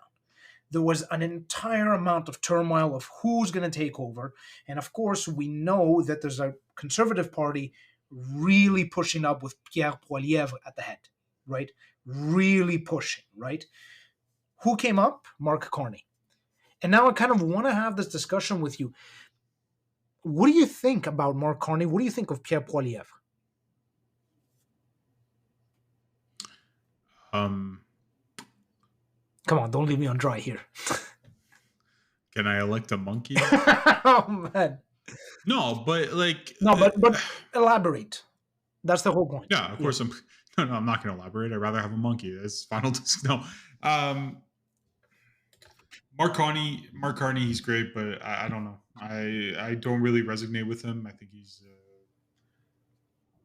You headed the national banks. We're in the middle of a Of an inflation crisis and a trade of an war. inflation And a crisis, trade war. and it's kind of like, well, I'm going to put the trade war We're going to aside, talk about it but though. It's coming up. yeah, um, you're kind of part of the problem that we fucking have too, right? You led the national bank. That's really fucking great, but National Bank was also the ones that increased inflation rates. I don't know how I feel about that exactly and what he brings to the table. Pierre Poliev, I think he's a guy that um, he's a guy. Well, look, Um, look. Let me step in. I don't. He's too extreme. Okay, this is what I'm going to come down to. I think yes. I think a conservative government in Canada is probably the best suited for Canada right now at this particular moment in time. And people are going to be like, what does that mean? You're not part of this. You're not part of that. It has nothing to do with that. I'm just looking at policies and the way they're put in Yeah. place. I'm not talking about people's rights and things like that. But when you come down and you look at the policy point of view, we did great under Harper. Nobody really complained about, whether it's they, them, this, that, whatever the hell it is. That was never really the whole point. It was, how are you going to run a government from an economical standpoint? Yeah. Conservatively, yeah, I think it's maybe time that we have this discussion and we talk about it. Do I think Pierre Poilievre is the right guy for this conversation? No, I think I really do think he's part of the party of what Canada needs, but he's not the right guy to be the figurehead Of that party. that Canada wants. He's not the guy Canada wants. Ultimately, though, his party is what Canada needs. Yes. That's my point of view on it, and that's not here for a debate to be whether Joe's this or Joe's that or Joe's against this or Joe's against that. And at the end of the day, I want to kind of step in here. I think, and I want to get your thoughts on this. I think what we're going to be seeing, especially on these elections for Canada, right, coming up, I think we're going to see the same rhetoric play out, I think, of what we saw between Kamala and Trump in the US. It's going to be the same rhetoric all over again, right? Last minute change in political figureheads for one party, right? Carney, Trudeau, Kamala, Biden, right? With a party that's heavily criticized about how they issued and how they controlled their time in office, right? Heavily criticized. And another party, which is a lot more conservative in nature, no pun intended for the name of the party here in Canada, right? With a figurehead, in this case, Pierre Poilievre, that is saying the right things in order to stimulate support from key demographics, the right things enough, but without necessarily a clear, concise way of achieving the goals. Right? No, he's just seeing what people want to exactly. hear. So we're seeing the same trend as what happened in the US, which is why I tend to believe that history will repeat itself again. I think the Conservatives are going to win. Now, do I think the Conservatives under Poilievre are going to fix the issues that we have? Don't know. Maybe. If they reverse, let's say, the carbon tax, maybe the oil companies will start picking up again and we can see an increase in GDP. There's a possibility, right? Well, I want to quick time out on Yeah. that one. But you Both understand what parties I have mean. alluded to. You understand what I mean. No, I'm saying both parties alluded to removing the carbon tax. By the way. Yeah. The Liberals, after they saw all the backlash. No shit, me too. Exactly. But you understand what I mean. So we're seeing kind of the same pattern play out. And I do want to tie this in because it's very difficult to talk about. There's going to be developments, and we're definitely going to talk about this again as more information comes out, especially with what Poilievre is going to be saying and what the next leader of the Liberal Party will say, because we don't have a leader yet, right? We don't. As of the recording of this episode, yes, you're correct. Nobody's officially replaced Mr. Trudeau. Exactly. I just made it sound horrible. Exactly. I'm seeing a lot of parallels between what happened in the US a couple of months ago to what's going to happen in Canada now. I don't know about your thoughts on this, and I would like to get them, but that's what I'm seeing. The parallels? Yeah. You want my thoughts on the parallels? Yeah.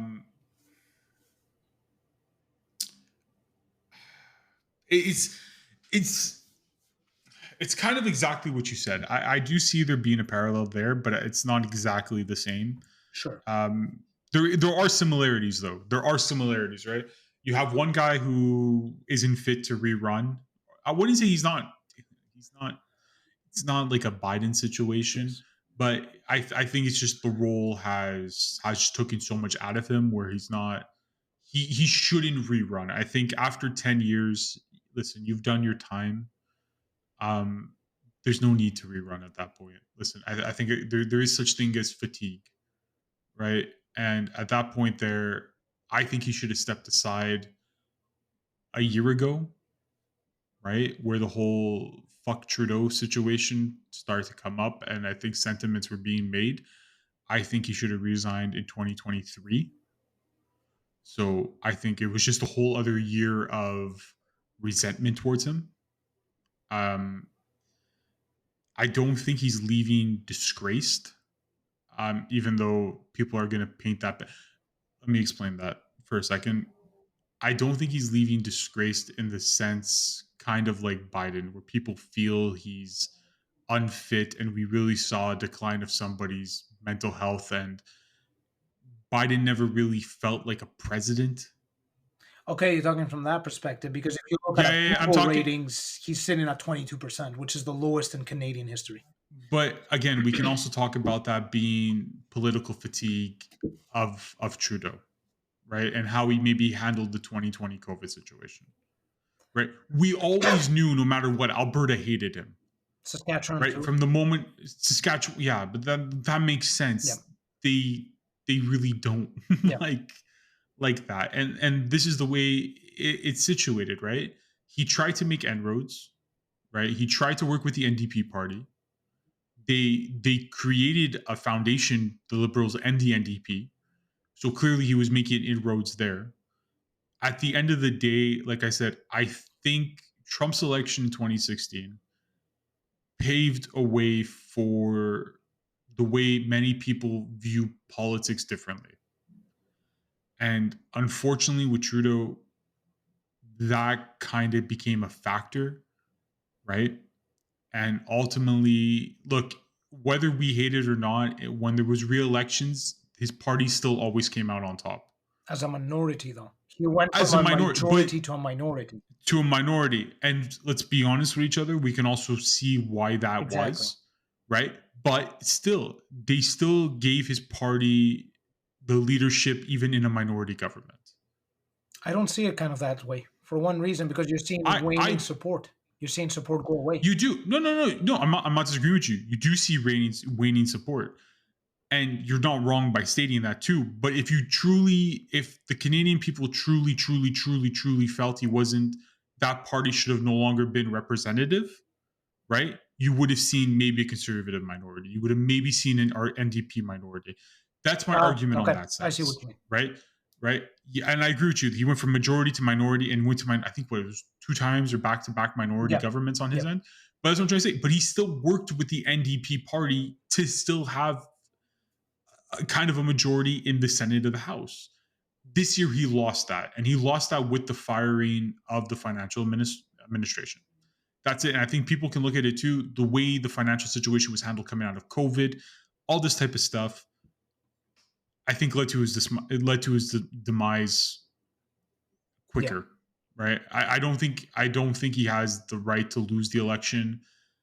I think it's better for him to have resigned and give the Liberal Party a shot at the election. yeah. Right. Where I feel like with Biden, he didn't admit when his time was up. He was forced to be put. He was forced to step down by his own party. Well, the thing is, Trudeau, Trudeau was too, but Trudeau as much as he could reflected, say, right? yeah, sure, we'll go, yeah, Reflected, fine. and I'm We'll using air go, quotation marks when I say reflected. he no, but he no, but he said it in his speech too. He's like, look, I can deal with the opposition not liking me, but the moment my own party doesn't feel I'm right to lead is the moment I'm going to step down.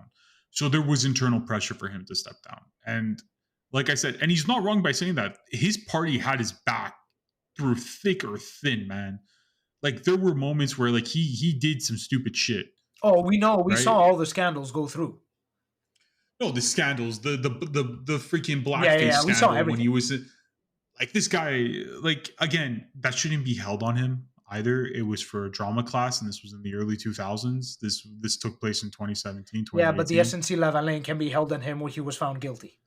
Okay, Let's he can. listen. That can. The Arrive Can app that costed $54 million, it could have been made for 5,000, can be held on his head.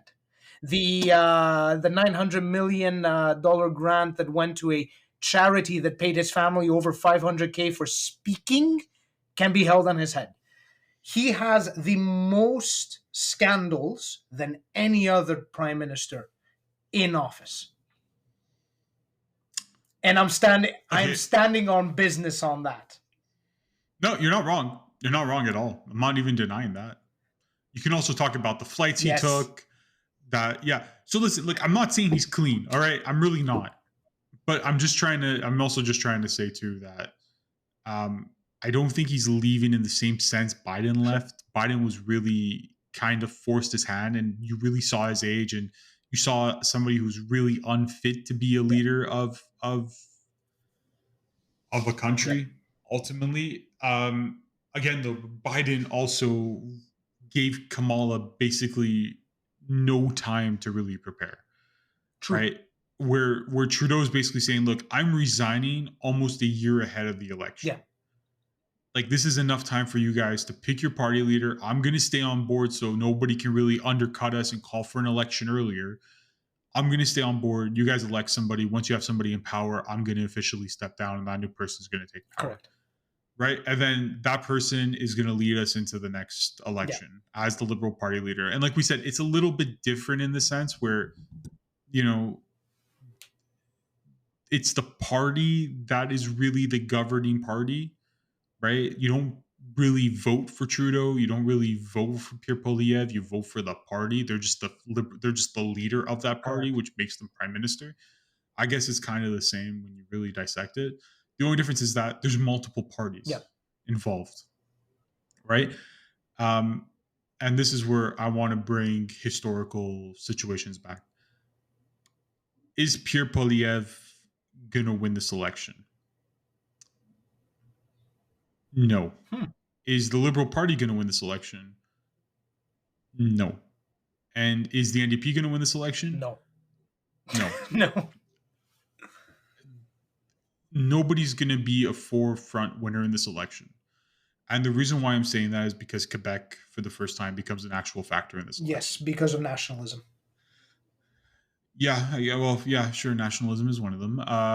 Technically, you're not wrong, but it's for the Bloc, Bloc Parti Québécois. Québécois, nationalism, which Parti is Québécois. Yeah, there you go. what they support, right? Independence There you for go. Quebec. And at the end of the day, the Parti Québécois is not stupid. They're seeing right now a Canada that's very, very divided. They're seeing a Canada that's kind of lost politically. Parties are not really on board. and they're really going to, factor to a lot of Quebecers. That's the truth. I think this is the time where the Parti Québécois might have the most seats it's had in quite a bit of time. I don't think they're going to be like astonished seats or Correct. anything, but I think they're going to take majority of votes away from from the Liberal Party and from the Conservative Party. To me, it's whoever can resonate more with the Quebec voters. Well, actually, And Parti Québécois and François Legault, for a point of that contention, lean conservative. yeah, no shit. Right? No, but I'm just So, trying. No, but yes, but my point is, they have to vote for the Conservative Party. Do you see what I'm yeah, trying to say? So, if you're a Quebecer, why the hell would I vote for Pierre Poilievre or for let's say it is Mark Carney that takes over when I have my own party I'm going to vote for, which most likely is going to be the yeah. case. They're going to vote for the Parti Québécois. Justin Trudeau, when he won majority, he resonated with Quebecers, which is extremely rare. And I don't even know if you remember that, but I don't think Parti Québécois had a No, seat they in this didn't. in the They House didn't. because that's how much the Liberals had Yeah, Quebec. it was a stronghold. It was a stronghold. Yeah, I don't think it's the It's same not. time It's around. not at And all. and both parties are aware of that. They understand that yes, Ontario is Ontario, BC is BC. Like BC is going to go NDP, right? Historically they've always gone NDP, and they're going to continue to go NDP. Conservatives is still going to dominate Alberta and Saskatoon and parts of Ontario. That's normal. Where the East Coast is most likely going to go the Liberal route, right? Maybe little pockets of Liberal parties in Ontario makes sense. It's normal. But historically speaking, I can see I can see a conservative minority. Right. But I think it's not. It's not going to There's be gonna. I a don't. sweeping win for either party. It's not. And even then, as time goes on, I think we see more and more and more about these conservative parties losing momentum. Which is honestly, if you told me this 2-3 months ago, I would have been like blown away by it because you thought for sure the moment Trudeau went up on stage and went up in front of his house in Ottawa and basically said, "Hey, I'm done. I'm resigning." Everybody at that point just assumed, listen, there's no way in hell the Conservatives can fuck this up. Somehow, some way, Theo, they're fucking this up. And I can't believe I'm going to say this. Trudeau might actually be the reason why. And this is what I'm going to go into. And I'm going to say Trudeau might be the reason why, and Trump might be the other reason why.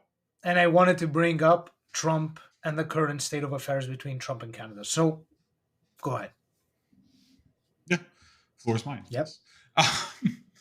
So the reason why I'm saying what I'm saying right now is basically because of Trump's statements that he's been making, right? Trump, throughout the last couple of months, has basically gone up to Trudeau. He's been basically saying, Trudeau, you're Governor Trudeau. Canada, like, we're just going to dissolve you into the 51st state. I think there was some dude on Fox or something, and he was being interviewed by the premier, or he was interviewing the premier of Ontario. Mm-hmm. It's Mark? I forgot his name. Ford, Premier Ford. I forgot his first name because it was his brother, and now it's him. Right. I don't think it's Doug Ford. It's the brother. Okay. Whatever. One of the Fords. And journalism at its finest right now. And basically, the news reporter and this made social headlines for quite a bit of time. And the journalist goes like, as an American, he goes, I'm a bit offended that Canada doesn't want to be the 51st state. And, to Ford's credit, he handled that with so much class. And he basically said like, well, no, we don't want to be the 51st state. We are Canadians. We are proud to be Canadians, and we understand what it is to be Canadians. And then that's what started, where we saw, at hockey games, when the American anthem would be played, the boos that would come down on it. And a lot of Americans took that with, these Canadians have no class and no respect, but like put the shoe on the other foot. Yeah. If Trudeau was looking at Donald Trump and said, Premier Trump, we're going to make you the 11th province. Booing a national anthem is maybe is like the least they will do to us besides send heavy military vehicles down to the border. So to say we're just booing the anthem, not because we don't like America, not because we don't like Americans, We're dependent on America, guys. we are, but we're basically saying in the most Canadian way possible, fuck you, Trump. We're not going to take that bullshit as Canadians. And that's basically what it's implemented. Now, obviously, we saw on Saturday, and I know it's a hockey game, Yeah. and it doesn't, in the grand scheme of things, doesn't mean that much. Yeah. But the fact you heard boos going out for the American national anthem, the fact you heard the crowd in Montreal, Quebec, and I'm stressing that when I say Quebec, the place that wants to separate from Canada. Yeah. Singing the Canadian national anthem with so much pride and passion, and the team going out there and playing with pride, and even though they lost, playing with the pride and passion to just show you how Canadians view the situation, that like, hey, politically is politically, but don't shame us. Like, we've helped you, you've helped us. It's a partnership, right? We do, and people took it way too far. They go, these Canadians, they don't understand. Like, they boo our anthem and all this type of stuff. And it's like, understand, we don't hate you guys. We don't hate America. We need them. I need to stress this. We need them. We understand that. But don't talk to us like as if you're going to annex us. Don't talk to us in that manner. Because we need you the same way you need us sometimes. And you're going to go into the trade side of it, but I'm also going to go into the other side of this. And this is where I'm going to go. I think the Liberals gained a lot of points when Trudeau basically came out and said, every time America needed help, we were there. You guys went to war with Afghanistan, we came with you. 9/11 happened, you grounded planes at our airports. Fires in California, we sent aid. Yeah. And now you're slapping us with tariffs and you're doing this to us. Understand, it's a partnership and we help each other out. So I know you really want to get into the tariff. Well, it's and again, we might be a bit pressed on time because the tariffs in and of themselves could be another episode. But to touch on what you're saying, you're right. You're right. From a Canadian perspective, from an emotional perspective, fuck off. Fuck off, essentially, right? But from an economic perspective, we have very little power over the US. We have no power actually over the US. This, especially when these things happen, when the annexation happened and when the first round of tariffs came up, granted they were put on pause, then we had more tariffs for aluminum and steel. It's a whole shit show, right? There was this enormous movement that came out of Buy Canadian, right? And this is what I want to talk about. It's the dumbest movement I saw for one reason. Your cell phones, the cell phones we use, are South Korean or American. The software that's running your computer is American. The fintech companies that you're using to send monies through Venmo is PayPal. It's American. We don't have the same entrepreneurial infrastructure, the same businesses that the US has. If you actually look at GDP, right, which is what the country produces, US trade to Canada, US trade from Canada to the US accounts for 30% of the GDP in Canada. Do you know how much? Is it 30 or 17? It's a huge number, right? Do you know how much US GDP depends on Canada? 1.2%. For everything that Canada supplies to the US, be it energy, electricity, oil, the US can replace. They're self-sufficient. They are, whether we like to admit it or not. In Canada, we're not. We're not self-sufficient on cars. The only chain of manufacturing we have here is GMC, General Motors Canada. Keyword, General Motors, which is an American company, which is now owned by Fiat, which is an Italian company, but different conversation altogether. So I understand the passion and where this is coming from. I understand. But we're weak. We're weak to Yeah, the but isn't United it? States. They own us. Yeah, They own us whether we like it or not. but I'm also gonna just kind of allude to that. They don't own us. Just want to rephrase your words there just a little bit, but Maybe it's a bit um, harsh, but yeah, rephrase it. Be my guest. they don't own us. They outpower us economically. I'll go with you Yeah, on that, fair enough. right? But we've become dependent on a lot of U.S. products, as has most of the world Yes, too. By the way, it's not it's not just just Canada, but not yes, not just Canada. Like you look at like you said, Microsoft is a United States software company, but most of the world uses Microsoft. I would say everybody uses. Windows, right? Apple iPhones, most of the country, most planet has an iPhone or a Samsung. Chips are manufactured in China, though. That's a whole different conversation. Um, you gotta take your shots, but you gotta take your Yeah, shots sometimes. and guess what Um, Trudeau did? He made bad relationships with China when he arrested Huawei CFO, right? So that went yes, downhill, also, didn't it? keep bringing up scandals. That's all Hey, I'm gonna say. listen, No, but I just want to go to the point too, where, like I said, you're a neighboring country, and for yeah, the longest time, it's been like that. You're a neighboring country. We rely on each other, right? At the end of the day, my also point of view is if there are heavy sanctions put in place, and you're talking about this, you know, enterprise imperial ship uh, structure that we don't have, mm-hmm. the Entrepreneurial entrepreneurial structure or the real business, yeah, the infrastructure. business infrastructure, yeah, The only thing I can say is if sanctions are put in place, right? Couldn't you also make the argument that maybe it would give more room for Canadian consumers and Canadian entrepreneurs as well to break into a market that's so dominant by Americans? Again, mm. I'm not saying that can happen. But right now, let's be honest, the market is so fluctuated with Flood.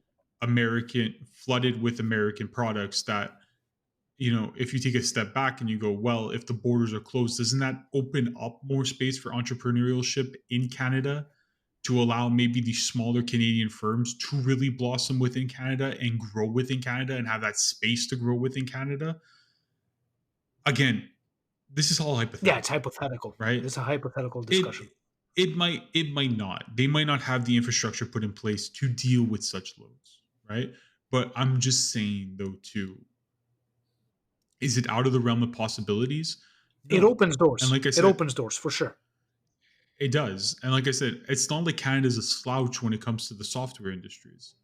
When it comes to these type of industries either, there is stuff there that can be produced, that can be made. It's just why put an emphasis on it when you don't need to? Exactly. When it is so saturated with American production, that's so much more um, financed, right? And it's financed off American corporations to bring them to Canada. And the best thing I can look at, and it's not like, and I know we talk about it a lot, but it's not like every American company that comes up here succeeds either Correct. because of the demographics are so Correct. differently. And we can look at Target's biggest failure Target of was them a all. colossal failure of planning on an American company and how to approach the Canadian market. Because yes, we are neighbors, but we're completely different in how we shop and how we consume and how we do things. And Target learned that firsthand. And there's a reason why Walmart succeeds so well up here that it doesn't, that Target Yep. didn't, or why Best Buy was able to make the switch up here and Future Shop failed in retrospect to that. But to allude to your point where you're saying buy Canadian, awkwardly enough, I don't know if you saw, I don't know if you watched This Hour Has 22 No, Minutes. I didn't. Okay. They did a funny skit with the whole buy Canada stuff. And they're like, listen, if it sounds French, it's Canadian. But if it's got a flag on it, it's probably American. That's a good one. So they were just kind of going through it. Then the guys eventually like, don't buy Aunt Jemima or whatever it used to be, whatever it is now. It's like buy, like the true maple syrup. It's like buy this, and then he gets to the cash, and he's like, this is the price of being in a trade war. And then he goes like does his groceries. It's like $414, and he's like, just the Egos, please. Just walks out. So like yes, buy Canadian, but buying Canadian is extremely more expensive sometimes. Exactly. Which has no right being as expensive as it is Exactly. than purchasing American. So again, I just want to bring that to light before we kind of close No, things. and But you're I think right. And I think we echo the same opinion on that perspective. And look, it's a difficult situation. And I want to kind of gather your closing thoughts very quickly on this entire topic that we've talked about right before I go into the conclusion. But just from my closing thoughts on this entire thing, yes, the relations between Canada and the US are being strained right now. And yes, I can understand how Canadians are turning around and basically saying, no, fuck you. We don't agree at all. But what I am seeing, right, is do we really have the power to say fuck you? And unfortunately, from what I'm seeing, being realistic is we don't. And that's my closing thoughts on it, just looking at that.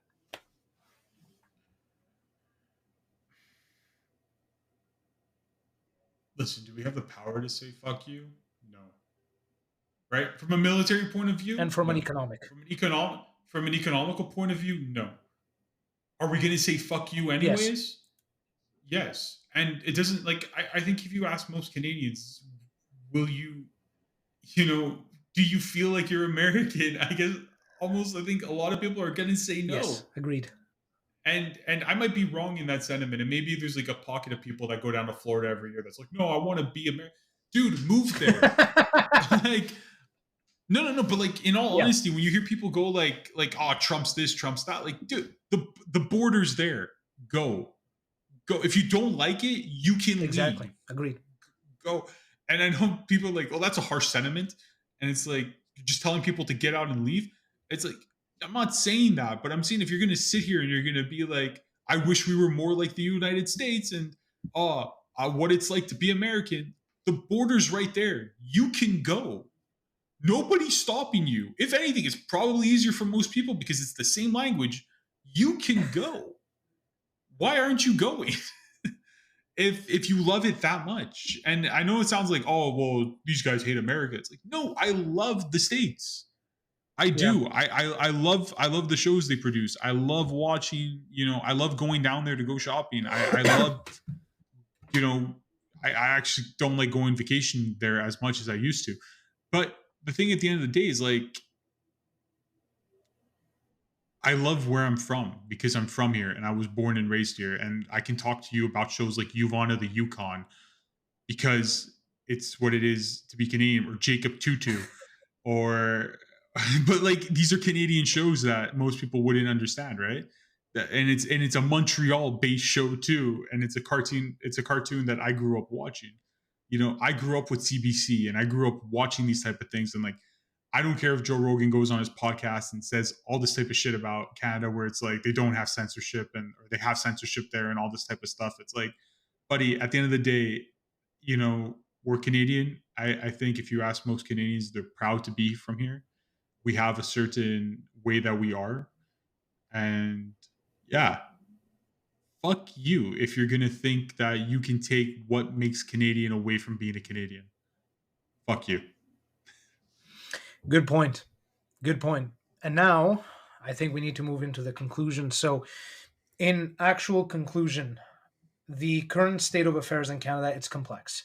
It's a very difficult situation that Canada is finding itself in, not only economically, not only with the difficulties that we're facing in our healthcare system, in our social services, in our real estate business and industry, essentially. It's a difficult state. It's a transitory period which is rapidly developing, and we're going to have more discussions to have as the elections approach. So, for sure, we're going to be touching it again, and we're going to be looking at this very closely. To the audience, if you enjoyed this, please share it with anyone you think that would gain from hearing us speak about this whole topic, especially seeing that we're Canadians and we're from here. Furthermore, we would like to interact with you, so please drop a comment, share your thoughts. We're more than happy to interact with you in the comments and kind of share ideas and start discourse on the subject. You can follow the podcast and listen to it on any streaming platform, be it Amazon Play, Google Play, and especially here on Spotify, which is our home. And as always, I'm Theo, and I've been joined here by my incredible co-host Joe, and we're going to see you on the next episode.